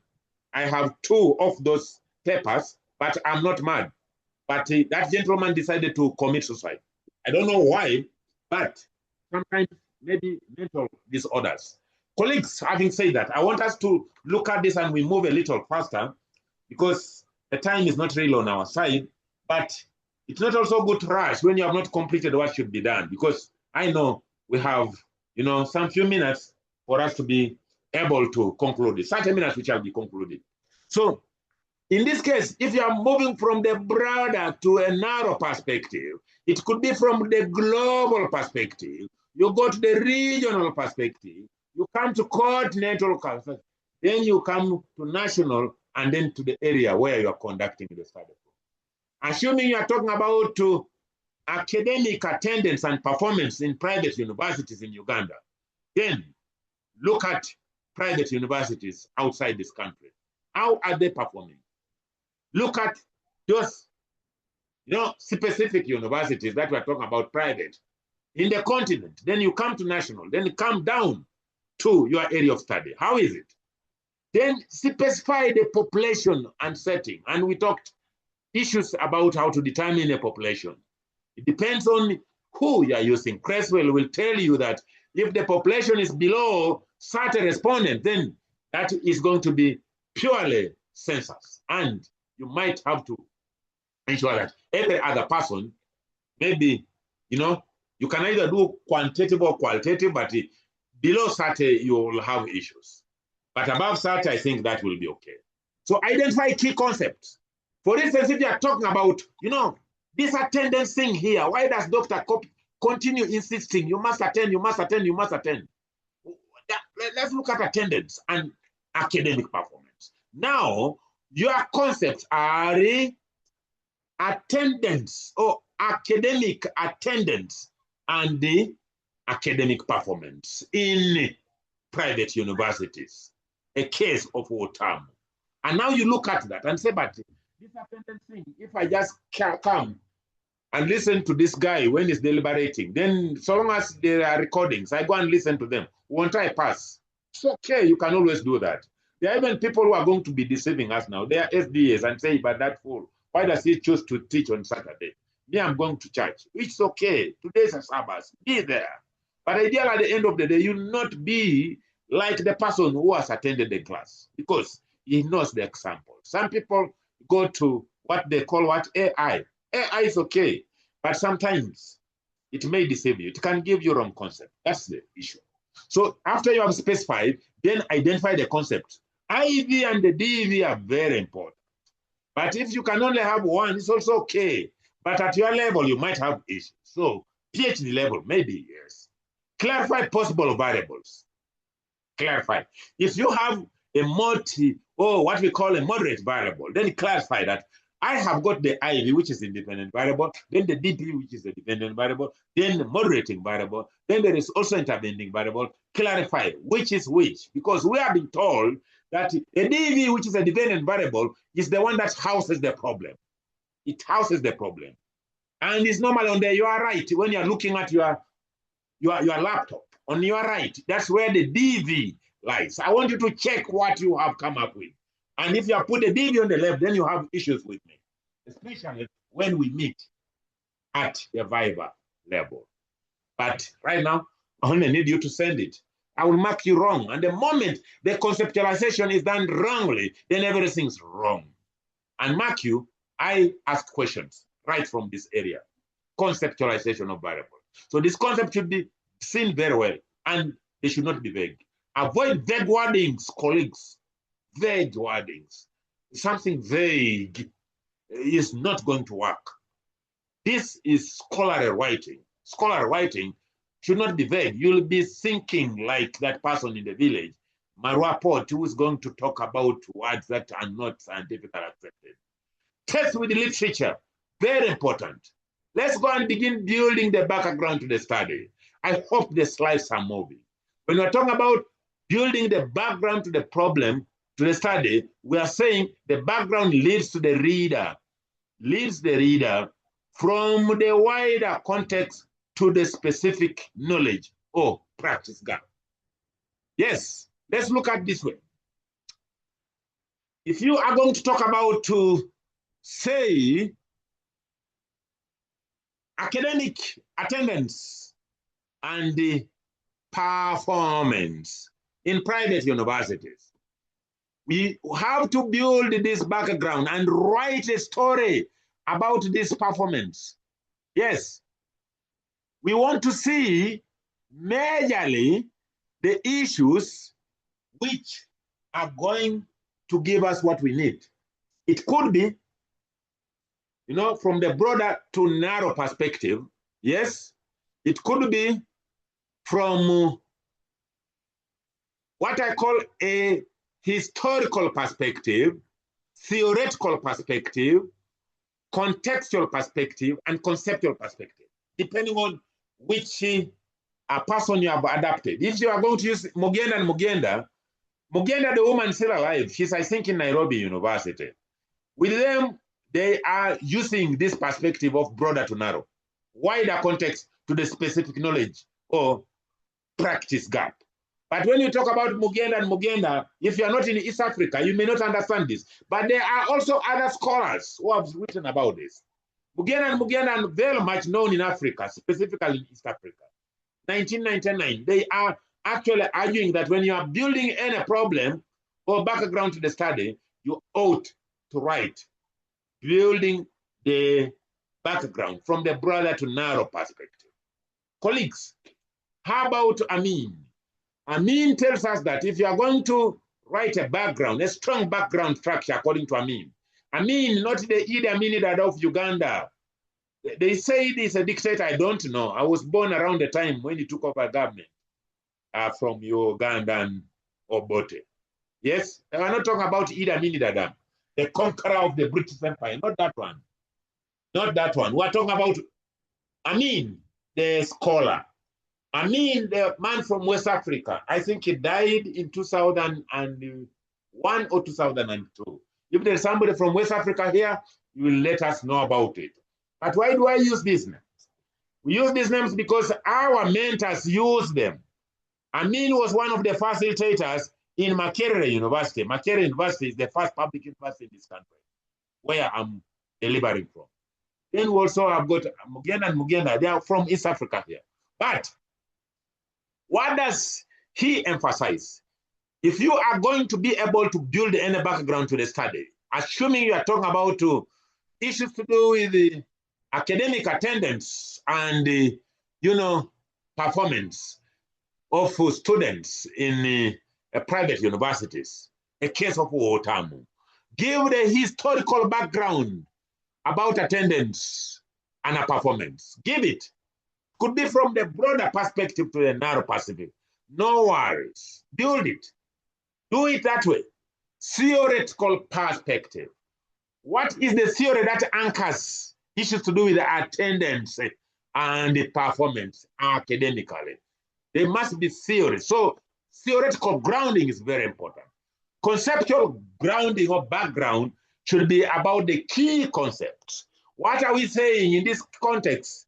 We are saying that if you have this kind of study, I would have put on my video, but I failed to, turn it the other way around. I will need to get somebody who will help me do this. I don't know, but if it is inverted, don't laugh at me. I'm not a technologist in this area, but I'm a dental laboratory technologist. So I know about teeth. I don't know about these instruments. I think I will tell one of my daughters, this one who does machine learning, to invert this. I think it is still the other way around, but just bear with me. I just wanted you to know that this man is a living creature. It's not AI talking. So we are looking at issues that I want us to be able to generically understand. The historical perspective, as I mentioned earlier on, is about the history, about the specific issues we are talking about. It could be about attendance. What is the history about this? Yes, and performance. If you are not there, what will you be able to tell us? You are not there, so you can't tell. The theory, what theory anchors the study? This is very important and should be able to bring it out very well. Every study has got a theory. Nobody should deceive you. So the theoretical perspective, if it's not in your study, then please think about it. Because if you presented this is a marking guide I'm giving you for the proposal that you have. Conceptual perspective. The conceptual perspective is basically about the key concept. There could be an IV and there's a DV. IV is a dependent variable, and then the DV is a dependent variable. And we're saying the problem normally lies on the dependent variable. The dependent variable is the one that houses the problem. Then the independent variable are those factors that we suspect that cause the problem. That's why we say the IV is on your left, the DV is on your right. I know we have medical doctors here. They are going to bring us things according to the science of biology. It's not this, no. We are now doing social sciences. And when we are discussing this, put the medicine aside, then here we are going to begin discussing it in this context. IV, left, DV, right. Then we are studying this in a conceptual manner. What are the key concepts? Bring them out very well. In this specific example, academic attendance becomes the IV. Then the performance, which is also academic, becomes the DV. Meaning, the academic performance depends on the attendance. When you are physically seen in the class, participating when we are recapping, your performance academically will improve. But the reverse is also true. That's what we're saying. So colleagues, under what context are you discussing this? We are discussing performance in the context of academia, not any other. Now the context is where the problem is housed. I'll repeat this. Whereas we are saying in the IV and the DV, the problem is housed in the DV, and the factors that we suspect are causing the problem are on the IV. Contextualization is done on where the problem is. So if you're talking about performance, under what context? We're talking about academic performance, not any other, not sexual. No, we're not talking about that performance. No, not organizational. No, we are talking about academic performance. You are not present. You are not seeing a lecturer. Nowadays, Zoom. You are seeing this man. Somebody moved the whole way from Sudan when he said, I'm coming for the graduation, but said this Dr. Tuke here inspires me a lot. I need to look for this guy. Came to my private place of work, and this is where I'm deliberating from, and looked for me. And I told him, thank you so much, my brother. This is me. He looked around and was taking photographs left, right, and center. Told me, a very interesting person. I think I love being like you. When I grow up, I want to be like you. And I told him, yes, what could be the problem? He said, I've been looking at your shelves. I wanted to see if there is any of my books that I wrote, and I've seen one there.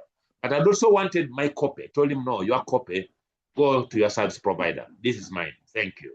But ideally, what I'm trying to say here is any background of any study should be contextualized. You don't generalize it. When I'm talking about academic performance, and we are saying we suspect the physical, maybe attendance causes it, and I'm talking about private universities, please. The context is private universities. And I'm talking about Utamu, not any other Utamu. Why? Because we practice what we call the blended kind of learning. But sometimes even when we're in a physical environment and we say, come to Bugolobi, come to, Kungu, people don't come. Even when they are in Uganda, they prefer being in their sitting rooms. I said, it's okay, fine. But even you're in your sitting room, listen to me. Make sure you participate. Don't put on your videos and say, this is the Dr. 2K, this man gave me a retake. People do that, And some say that guy is, wow, very great. Then now, when you are moving now, like yesterday after graduation, then the person said, Dr. Tuke, I love the way you are facilitating. I said, oh, how did you know? I said, my husband, whenever you are teaching, he puts you on the video, and I'm able to watch. Even the kids know you, but we have not met you. These are the ones, that kind of thing. So colleagues, we need to look at this very well. So after looking at the contextualization, now empirical evidence summary is very important. What am I saying? We should be talking about the problem, but it should be attached to what I would call evidence. And this evidence that we're talking about should be something to do with what I would say the number of, what would I want to call it? We have about 15 minutes here to go, but I don't know what to do, but we shall see how we can push a little. Maybe I will borrow some 30 minutes. If you don't have classes from midday, it's okay. I can borrow some time because I need really to explain this. Madam President, you will respond to that. How many minutes can you give me after midday? Because we took a lot of time in recap. Madam President? Madam President? Are you there? Go 30 minutes. Pardon? 30 minutes, okay. So 12:30, we should be able to conclude. Thank you. I just want to explain this, but if you people say midday we stop there and you have another class, okay, you'll be free to let me know. But I want to explain these things. You know, from slides, you'll not be able to tell much. I'm remaining with 13 minutes to end this, but anyway, let's proceed. So when we are talking about evidence, evidence should be those statistics. Evidence should be, because we want to see, is there really a problem? How grave it is. You don't study something which is very minimal. Very minimal, and you bring issues and you begin pulling ropes, like I was accused yesterday. I think I was in a court, and why did you transfer this class from a Sunday, then you are bringing it to a Wednesday, to a Thursday? Doctor, why did you do this? Blah, blah, blah. I was basically in the court, and you guys know whatever reports you made, especially those ones whose classes I polled. And I said, excuse me, sir, I was explaining to very many big people.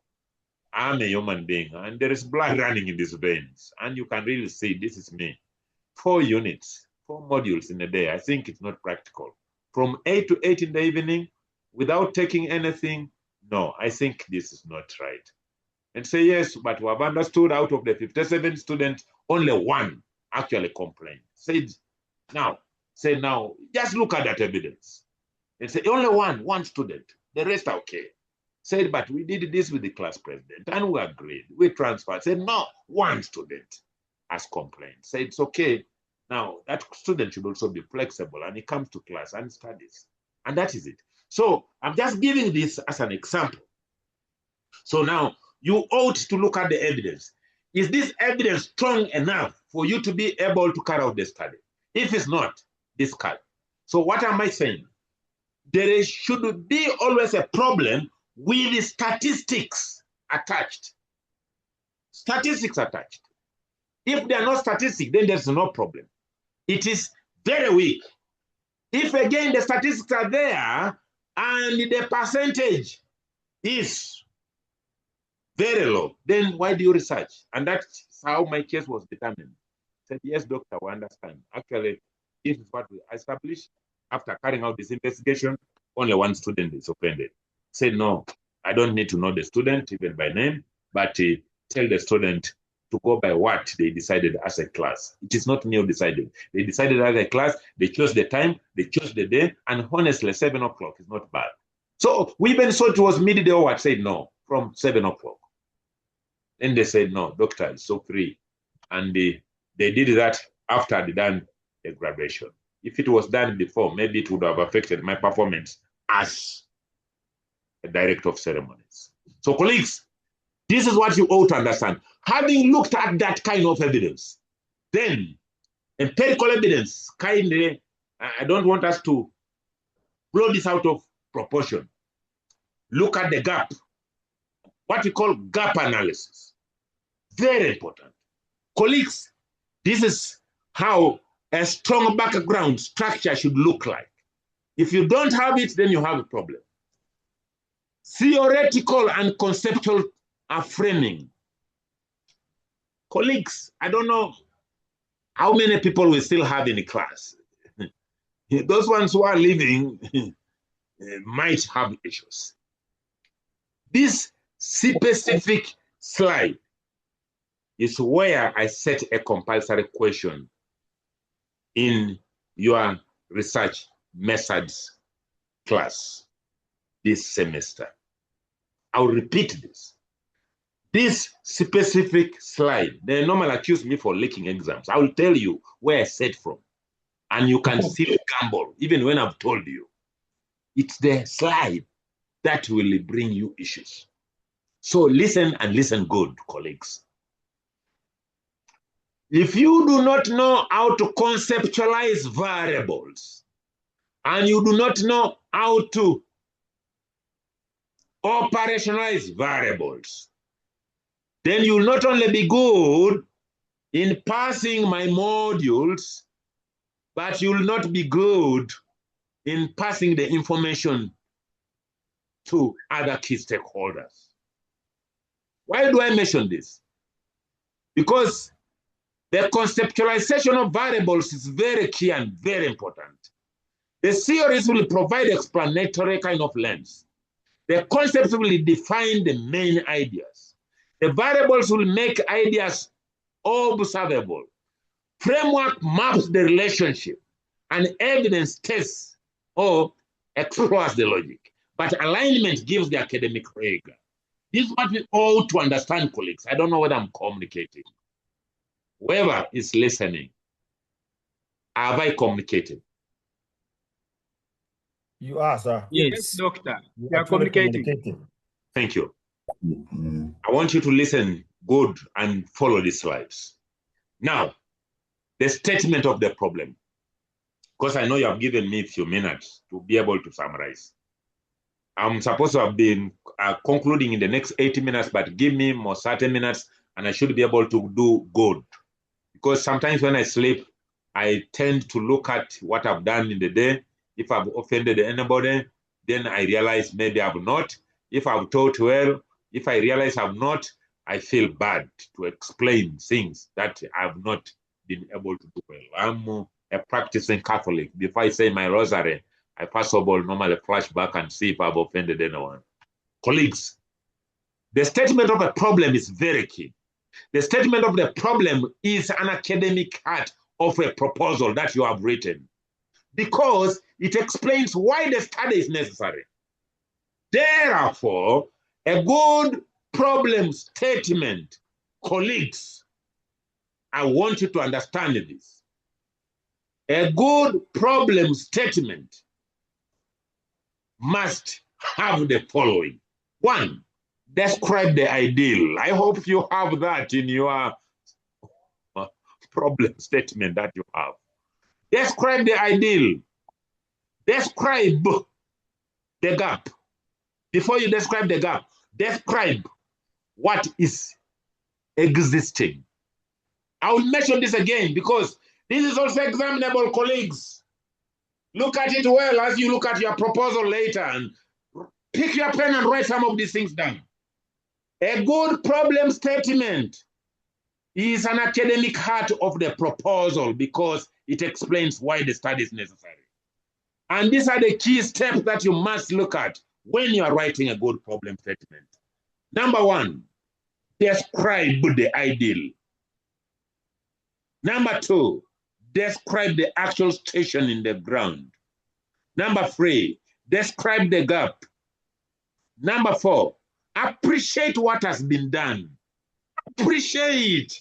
Don't complain. Just appreciate what has been done. I know there is a problem, but appreciate what has been done. After appreciating, rubbish it. We sometimes do that by saying, however, doctor, you are a very good lecturer. However, then you put the rubbish that I normally spit out. You have this problem. That, however, rubbishes every good that some person has done. So I'll go back to the drawing board. What do we say a good problem statement should look like? One, describe the ideal. Two, describe the actual situation on the ground. Three, describe the gap. Four, appreciate what has been done. 5, rubbish it. And the rubbishing should be done in a manner that you begin building a very huge mountain out of a small anthill. Colleagues, this is what we are saying. After that, then bring some hope.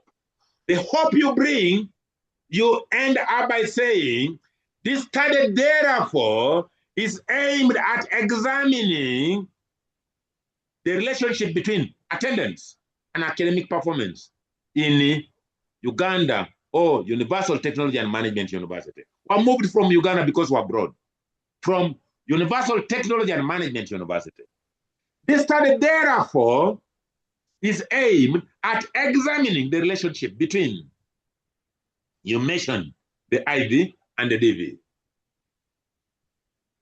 And this, we're talking about examining the relationship between attendance and academic performance in private universities in Uganda. Maybe we are talking about Utamu, a case of Utamu. So that is bringing some hope. They are bringing hope, meaning whereas there is a problem, there is hope. And that hope is in you, the person doing the study. Colleagues, this is very important. I'm supposed to be stopping here, but I'm going to borrow about 30 minutes or less because I explained so much, but I'm not also ignorant that the timetable was changed, but well, I needed to explain certain issues. But because this normally happens because we put some time for us to be able to recap, which is okay. But if there's any complaint, let me know. But I want always you to understand because you already have a proposal, which proposal must pass because it's going to carry 15 marks. So, sources of the research problem, practical and workplace gaps. You can write them down. Policy implementation challenges, contradictory literature findings, unexplained social patterns, theoretical inconsistencies, community and institutional needs. Colleagues were saying, for you to have this problem, you should have first of all done the preliminary study. That's what we're saying. And this preliminary study, you should have first of all established what is actually done in an ideal illustration. That's why I was saying, describe the ideal. What is it done out there? If in private universities, these people are saying you should be on Zoom, you should be on blended. What do public universities like Makerere University do? What do? They will tell you that these guys report, they are physical there. They are ever there. Then you begin asking, okay, if they are ever there, now they say there is Ebola, what could be the problem? What could be the advantage of being blended? Then you say, oh, I think now Utamu is okay. So what is actually the ideal illustration? Describe it. So from there, you are able to get to understand what the problem is. Policy implementation, all of this, contradictory literature finding, all of this kind of things. So colleagues, ideally at the end of the day, you ought to understand this and understand it very well. This is how it flows. And there is a diagram there. Writing a problem statement I've already mentioned. This, I will not go back to this.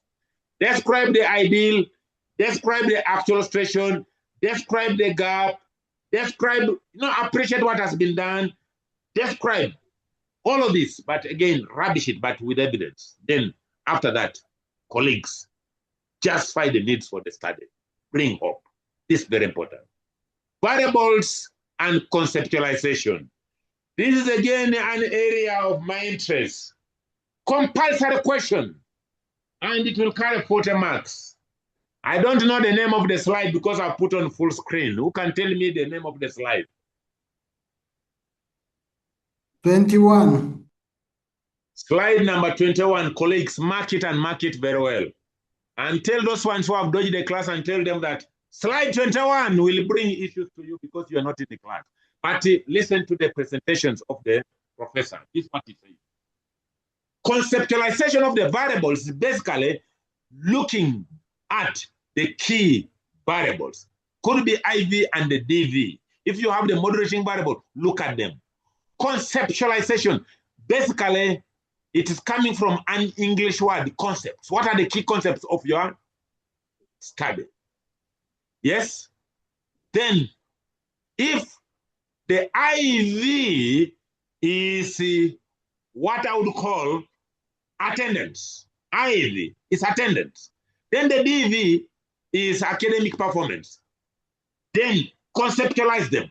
Conceptualizing them means you now have to draw a diagram, a figure, which is called a conceptual framework.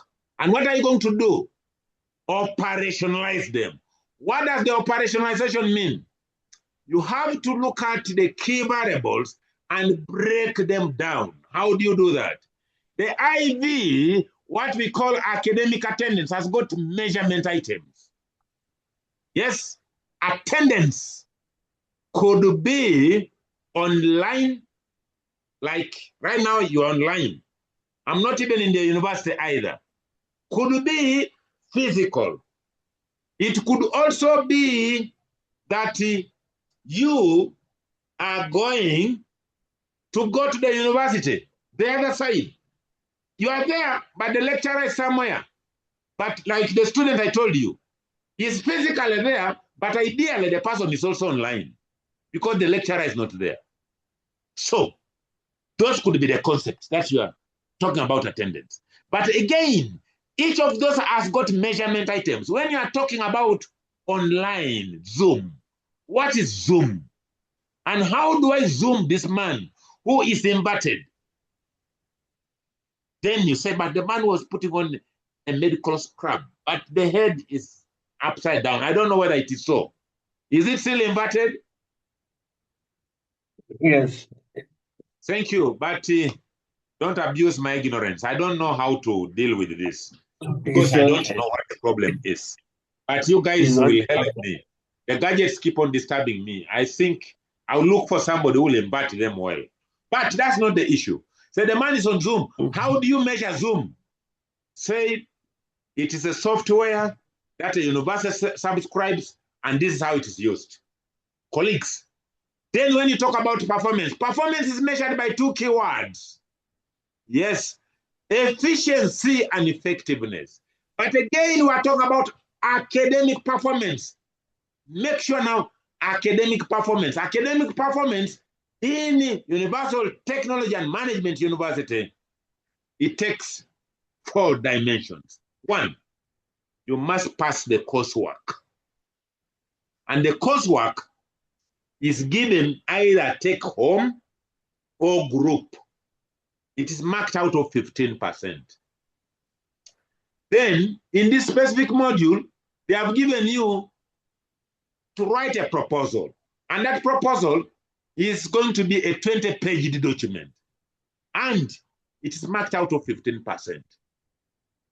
Then they'll tell you that attendance, you must be online or physical. It's marked out of 5%. Then they're also telling you that you're also online, that you are supposed to be online. It's also marked out of 5%. Now, there is a test that a man is going to give. By the way, the objectives, A, B, C, D, it's also marked out of 15%. Now, when you total that, that's coursework, 40%. Although we intend to change, because we want that coursework to grow up to 50%. Then the exam, 50%. But currently, that is what the format was. Then now, the exam is marked out of 60%.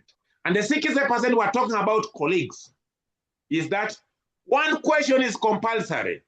And the man is going to bring a compulsory question that will want you to write the entire chapter 1. But it says the main key issues is conceptualization of variables. Then operationalization of the variables is the breaking down of those specific items into what they translate the meaning on what should be done. So that's what it means. So variables are those key specific words that we say they are either IV, DV, MV, or intervening variables. So conceptualization, therefore, turns broader ideas into clear constructs, dimensions, indicators, and relationships.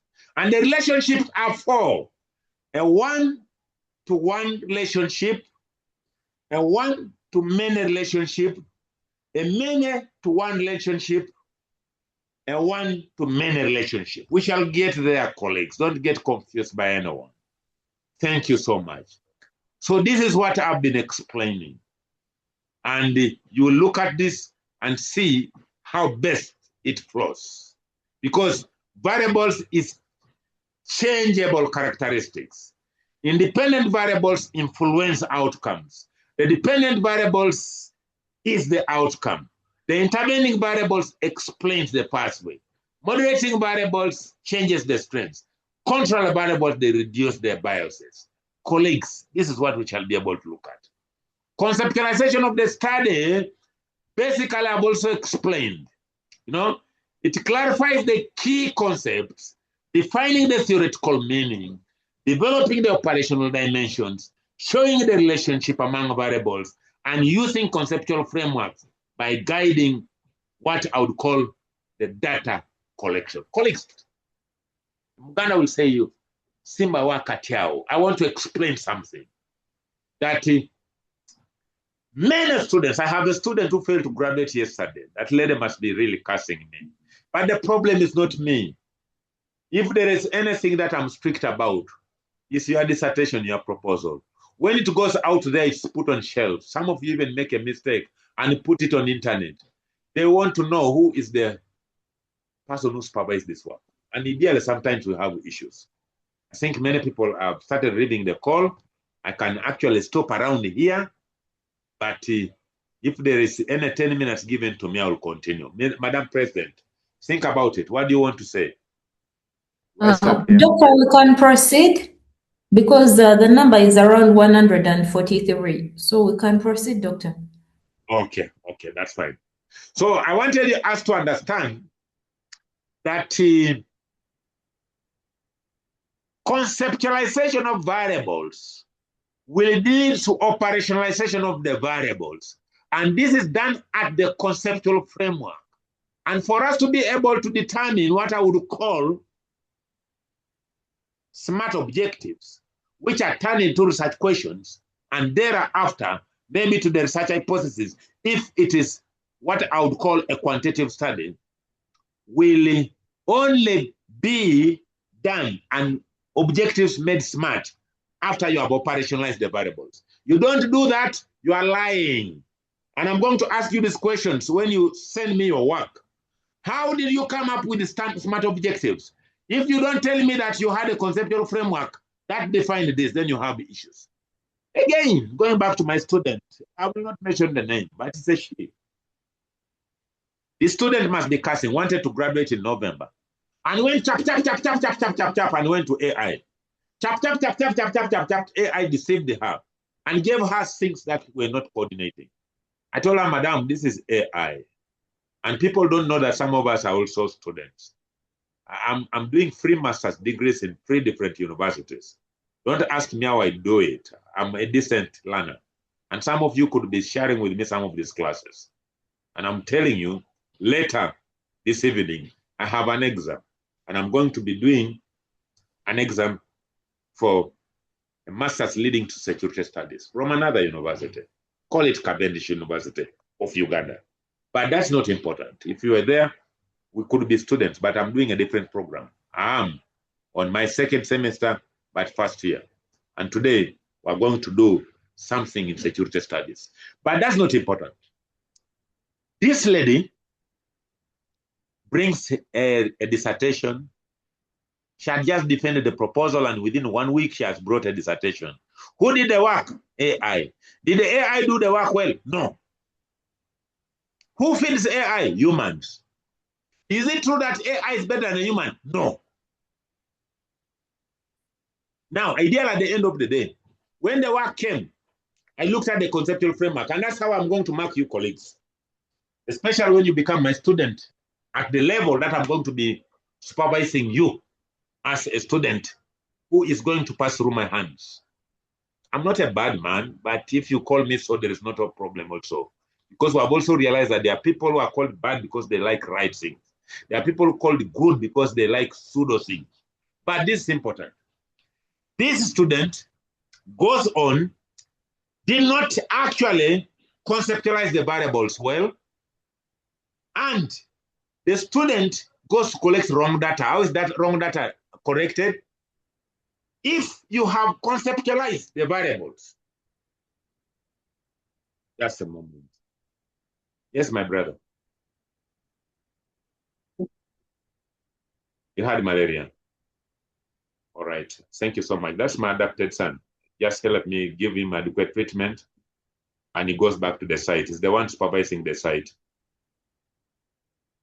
Thank you so much. Will you be able to help me go reach my site if you are within? Monday. It's okay. On Monday, help me. Help me. I will also be this side. Thank you. Thank you so much, my brother. Thank you. That was a very important call. I have an adopted son. I think he developed malaria. He's supervising some small work for somewhere. I may not be able to tell you because I don't want you to come for me. I'm not a corrupt man, but I work hard. Utam pays me. So when they give me salary, I buy a brick. So I'm constructing something for my tenant somewhere. But that's not important. Colleagues, if you conceptualize your variables very well, operationalize them. The operationalization will give you the specific objectives. Those specific objectives, if I may tell you, can be turned into the research questions. And the research questions can also be turned into the research hypothesis if the study is quantitative in nature. Now, the measurement items within the conceptual framework, colleagues, are the ones that are picked and taken to guide the data collection. Meaning, they are the ones that are taken to the instrument. If I look at your title, look at your conceptual framework, look at your objectives, look at the way you operationalize your variables, look at your research items, and they are not included within the items that were carried away from the conceptual framework. My brother, my sister, you will hate, you will curse. I will tell you, madam, you are not going to graduate. There's a lady who cried. I don't like tears, but this lady was a PRA of some university. And I was the supervisor. She goes and I think made another person do the work. And then she came smiling. She was even my patient. And she gave me some good money. I'm a dental technologist as well. So when she smiled, I told her, excuse me, madam, you are very nice looking. The diastema you wanted, I put it there, but let me look at your work. When she handed me the book, I told her, madam, you only collected data from one variable. Moreover, from the IV, not from the DV. Madam, you are going back to the field. The lady broke down and cried. I told her, madam, no amount of tears will change my decision. You have done nothing. The something you did was to do work for your university, very good spokesperson, but in research, no. She went and reported me to the VC. VC called me, told me, doctor, what could have happened? You are just a part-timer here, but see what you have done. And I said, excuse me, sir, before you apportion any blame, do research such that you make a decision well. But if you want me out of the university, it's okay. And I just made another MP to go back and collect data because she had collected wrong data. After all, she had not even gone to the field. I said, doctor, you have come with a lot of wings. Maybe we shall trim them. I said, sir, if you want to know, you are one of my mentors that I believe in. I believe in truthfulness. I love this lady. That's why I want her to go back to the field to collect data from the DV as well. She rushed. I didn't even look at her instruments. I know she's a busy lady, but sir, that's my mind. But you can give her to another person if you like. I walked away. This time round without tears. I just drove my small car and left the university. I'm a policeman. Some of you may see me sometimes in a police uniform, but I don't carry a gun. I carry a pen because even in police, I use research. I'm a head of research, innovation, and policy unit. So I don't carry a gun. So when you see me with a gun, it's not for shooting, it's for my own defense. Thank you. But that's not important. Later on, when they gave this student to another person to supervise, a professor said, who was your previous supervisor? I said, the Dr. Tukey. Said, oh, that one has just come from, he has just graduated with his PhD, is very strict and follows everything to the dot. I will not manage you. He tried to sweet talk the person, said, I will not manage. If that guy said no, he's the one going to be in the panel and he will still have issues because he's going to ask questions. So no. They gave it to another professor. Actually, two of those professors are now in the university that I go as a student. Say, you guys, how are you feeling? I said, I feel okay. But you guys, already the guys here are complaining. They are saying that you're a student in the class, but when you're explaining, you are overshadowing the professor. I said, excuse me, they want us to contribute. And when I'm contributing, I talk with my heart, but I think with my brain. But if they are not okay with that, it's okay.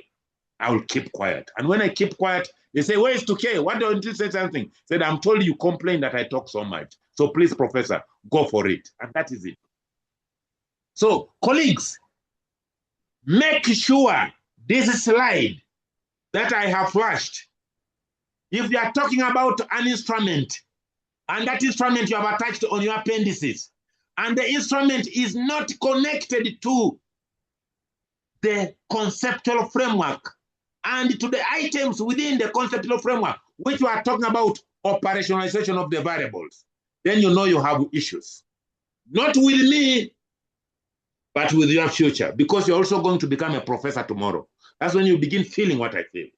Colleagues, having said that, I will want to mention this. The title should be connected first to the conceptual framework. The conceptual framework takes you back to the objectives. The objectives should connect you to the research question and therefore to the research hypothesis. And your instrument should be picked from the measurement items which are housed within the operational variables, which are within the conceptual framework. Colleagues, this is how it flows. A visual map of the relationship should show, is it a many to one, a one to many, a many to many, or a many to one relationship? That we shall be able to look at that. Because this visual map of relationship shows the independent variables, shows the dependent variable, may show mediators, may show moderators, may explain the assumed logic. That's what we're trying to say, colleagues. The specific objectives, the research questions, and the research hypotheses are derived from the conceptual framework after conceptualization of the variables. I've explained this, and we're saying a good study converts the problem into precise objectives, answerable questions, and testable kind of hypotheses where applicable. Because hypotheses can only be tested in the social sciences when you have quantitative kind of study. Colleagues, having said that, I've explained this. The research objectives, they begin with the general objective, they add specific objective, they use action verbs, explain measurable focus, and align with the problem statement. But avoid double barrel objectives. Colleagues, that is what I must say. Yes, research questions are normally translated from the specific objectives because you ought to use clear question wordings which are derived from the objectives. Address one issue each, match the study design, and also guide the study data collection tools. That's what we're saying. But also support the analysis plan. I've already explained this. So, colleagues, research hypotheses, they predict the relationship between variables. They commonly in quantitative studies, these are research hypotheses, are common in quantitative studies. I want to mention this. Meaning, if we use the word common, this is only in what I would say social sciences. But in pure sciences, research hypotheses are asked. Medical doctors here who are here, please don't bring them here. You are going to fail because we are using social sciences. We don't have a medical school in Wutamu. Therefore, our format will not actually allow what you will be trying to do. That's why I'm using the word common.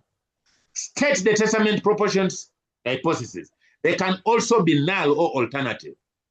Null could be there is no relation, there is no significant relationship between, let's use the specific example we have been using. There is no significant relationship between attendance and academic performance in the Wutamu. But the one that could be alternative is there is a positive and significant relationship between attendance and academic, performance in Wutamu. But there is also a directional kind of relationship. There is a positive and significant relationship, directional. You even have the directional one. You can actually direct that. But all in all, the research hypothesis must align with objectives. They should guide the statistical kind of analysis. Alignment metrics for research queries is very important, especially when you want a research quality. Topic links to the problem. I've already talked about this. The problem links to the objectives. Objectives link to the questions. Questions link to the methods. Methods link to analysis. Findings answer the objectives. Colleagues, the moment you don't do this, and to K is the supervisor, you'll go back to the field. Why? Because you were only busy. You did nothing. Thank you. The scope and justification could be defining the boundary while justification explains why the study deserves an academic attention. There's a difference between significance and justification. Significance is about the utility. Then justification is about the reasons. So significance is the one addressing the issues of utility. Yes, the question should be, how this study will be, will be justifiable, will be important, will be beneficial. Then the justification is the why the study was carried out. But the scope, normally, colleagues, could be a content scope, which defines variables, geographical scope, that defines the places where the study is going to be taken, the study from maybe to the Wutamu in Uganda. Time scope defines the period that you are going to do this. The population scope defines the respondents. The methodological scope defines the approach. And the clear scope limits the overreach. Colleagues, we shall be looking at all this. Justification and significance, I've already explained this. They explain why the study matters. That's the justification. Shows the theoretical contribution. Yes, that's the significance. Shows the policy relevance. That's the significance. Shows the practical usefulness. That's the significance. Shows the methodological value. That's the significance. Persuades academic audience. That's the significance. So the justification here is explaining why the study matters. Thank you. Colleagues, literature review. Yes, we have 6 minutes, I will be done. Literature review is very important. It's a critical scholarly conversation, not a list of authors or paragraphs. Yes, very important. Don't just go there and begin piling things. No. Literature review is like a man from Teso, to be specific. I come from Bukedia. People have started disassociating themselves from Bukedia. But I'll tell you, I'm Dr. Joseph Michael Okwade 2K Ole John Joseph Roto. That's the name of my father. I come from Bukedia in a small village called Kasoka, neighboring another village called Akworo. Akworo neighbors another village where the former Right Honorable Member of Parliament for my constituency as a woman, and she's still my woman Member of Parliament, and also partially related, and right now she's under investigation. I know people will be talking a lot of things. Whenever they meet me, they say, Dr. Tukey, how is Bukadia? Said, we're cool and we're okay. But she's still under investigation. Who knows what happened? So colleagues, I'm not a politician and I'm not part of politics of Bukedia and Parliament, but I'm a Ugandan and a serving police officer. But let's assume that there is an investigation about academic performance. Yes, there should be literature out there. Go look for it. Don't bring everything. Only pick the literature which is relevant. If you're studying about corruption, they're only now looking at the corruption within a parliament. You know, don't go and begin doing corruption in other schools. No, the scope is parliament, not anywhere else. If you're interested in that, I've given you that example. So colleagues, go only and pick the literature which is related, but it should be recent, 10 years, not older than 10 years. That's what I'm trying to say. Colleagues, meaning of literature review, it is a systematic scholarly conversation. Synthesize existing gaps in order for you to begin building knowledge. Very important. 3 minutes to go. Identifying gaps and debates, clarifying concepts and theories, guiding the theoretical choices, and supporting academic positioning. In my mighty university, Wotamu, how do we do it? It is in chapter 2, 2.1, introduction. Make sure you introduce the literature review section. 2.2, theoretical review. Make sure you tell us the theory or the theories that are anchoring the study.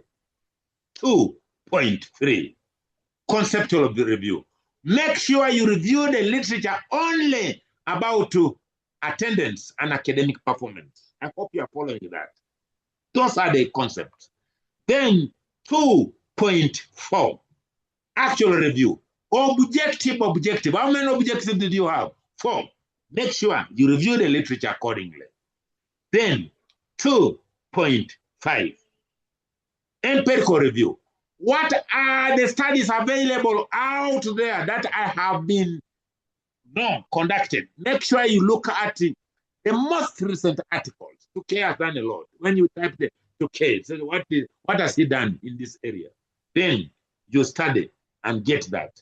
But what we want you to do, use what we call context, kind of in text kind of refrain.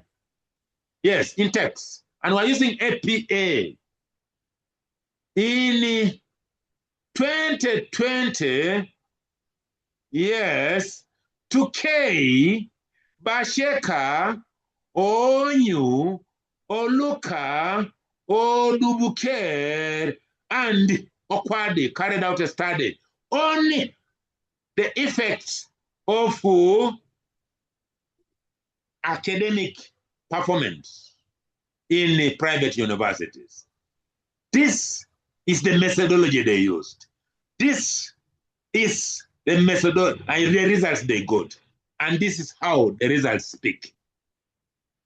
In 2025, the same Tukey, Anodubuker, Basheka, they carried out a study on the employee turnover and academic performance on this. And this is what they did. Do that, have like 20 of them. Then after that, you should be able to synthesize the literature review, maybe 2.6. Synthesis means making meaning of the literature that you have been able to look at. Colleagues, in 1 minute, we should be able to summarize. Then you get to understand the meaning and so on and so forth. The types of literature review are quite massive. Narrative literature review, theoretical literature review, empirical, conceptual, systematic, integrated literature review. I've just explained this, colleagues, very well. Reviewing literature well, you search credible scholarly databases, peer review sources, group the studies by themes, compare methodology and findings, critically identify gaps, and write the synthesis, not listen, not listing. Colleagues, this is what we ought to say. Common literature weaknesses. 1, Over-reliance on old sources. I have just mentioned, use the most recent one, 10 years. This is 2026, so I want from 2016 to date. Anything below that, unless it is a model, I will throw it away. Check what you have before you bring it here, because that's my marking guide. Listing without synthesis. Don't just list. Synthesize. Weak theoretical linkages. Poor citation accuracy. We're using APA style. Ignoring contradictory findings. Unclear research gaps. Colleagues, these are very important. APA citation procedures is what we use. Because APA citation protects the scholarly honesty, strengthens credibility, and allows readers to trace the evidence. Colleagues, this is what you ought to understand. Credit all this APA, and basic things are that they credit all the borrowed ideas, they use authors, date, citation, they match the citation and references, they include the page for quotation, use the hanging reference. I hope you get that. Don't just list them, hanging reference. Yes, that's what we're going to use. Then apply the consistency format. Yes, colleagues, for instance, you can look at this in citation and reference. This is the narrative. Kumar 2019, parenthetic Kumar 2019. Two authors, Creswell and Creswell. Then 3+ authors, Sandras et al. Colleagues, the quote requires the page number. This, then put the page number where you got that quote. The reference alphabetical kind of consistency. If it is A, B, C, D, references should be made that way. Don't just mix them anyhow. Colleagues, practical class application. Select a topic in your area, which you have already done. Draft a clear problem statement, which you have already done. Identify key variables, you have already done. Write 3 objectives. Don't give me anything more than 3. Develop matching questions and prepare the APA style. Colleagues, unless you have any problems with me, I want to say that this unit that we have been able to look at is what I would call unit number 3. Next time, I think we shall be looking at unit number 4. I'm not so sure, but I think that's the research methodology. Colleagues, you ought to look at many of these things in a very systematic manner. But what have we done? First of all, we looked at what I would have called so many other things, recapping, but research, in conclusion, is a process that ensures coherence. A strong topic requires refinement. Problems require evidence. Variables require clarity. Literature requires synthesis. APA requires consistency. Colleagues, having said that, research is a formalized curiosity. It is poking and peeing without a purpose. If you don't have a purpose, then don't do research. Because we are told by Zora that you ought to do research in a formalized curiosity manner, because you ought to poke and ping with a purpose. Thank you so much for listening to me. God bless you. I can take 1 or 2 questions, but quick ones. Muhomuza, Faith, go for it. Make it short. Thank you. Okay, thank you so much, Doctor. Good afternoon, colleagues. My question, actually, I think I have 1 or 2. One is about literature review. You said in referencing, we focus, you prefer literature review of less than 10 years. I hope I got you right. What about in case I have some of the reference, maybe I have some of the literature which are more than 20 to 30 years. I know some of the literature is around 1998.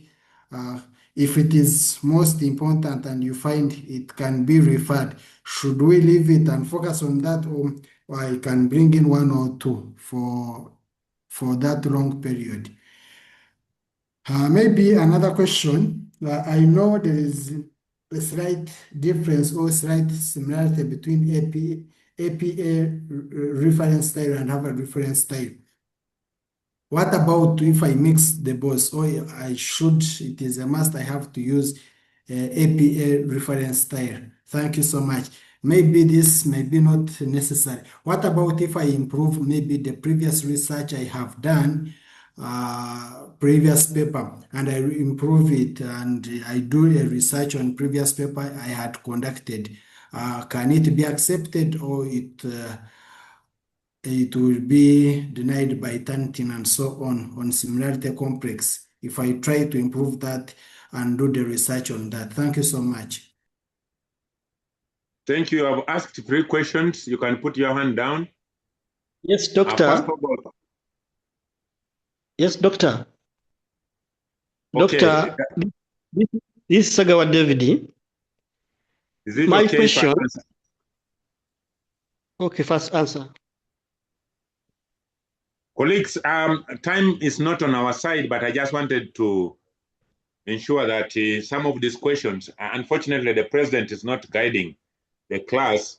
Some of these questions, write them down and send them to the president. Then the president will be able to share with me, because the time is not there. But let me answer these 3 questions from Muhomuza. Muhomuza, maybe next time, just to give other people chance, you ask only 1 question.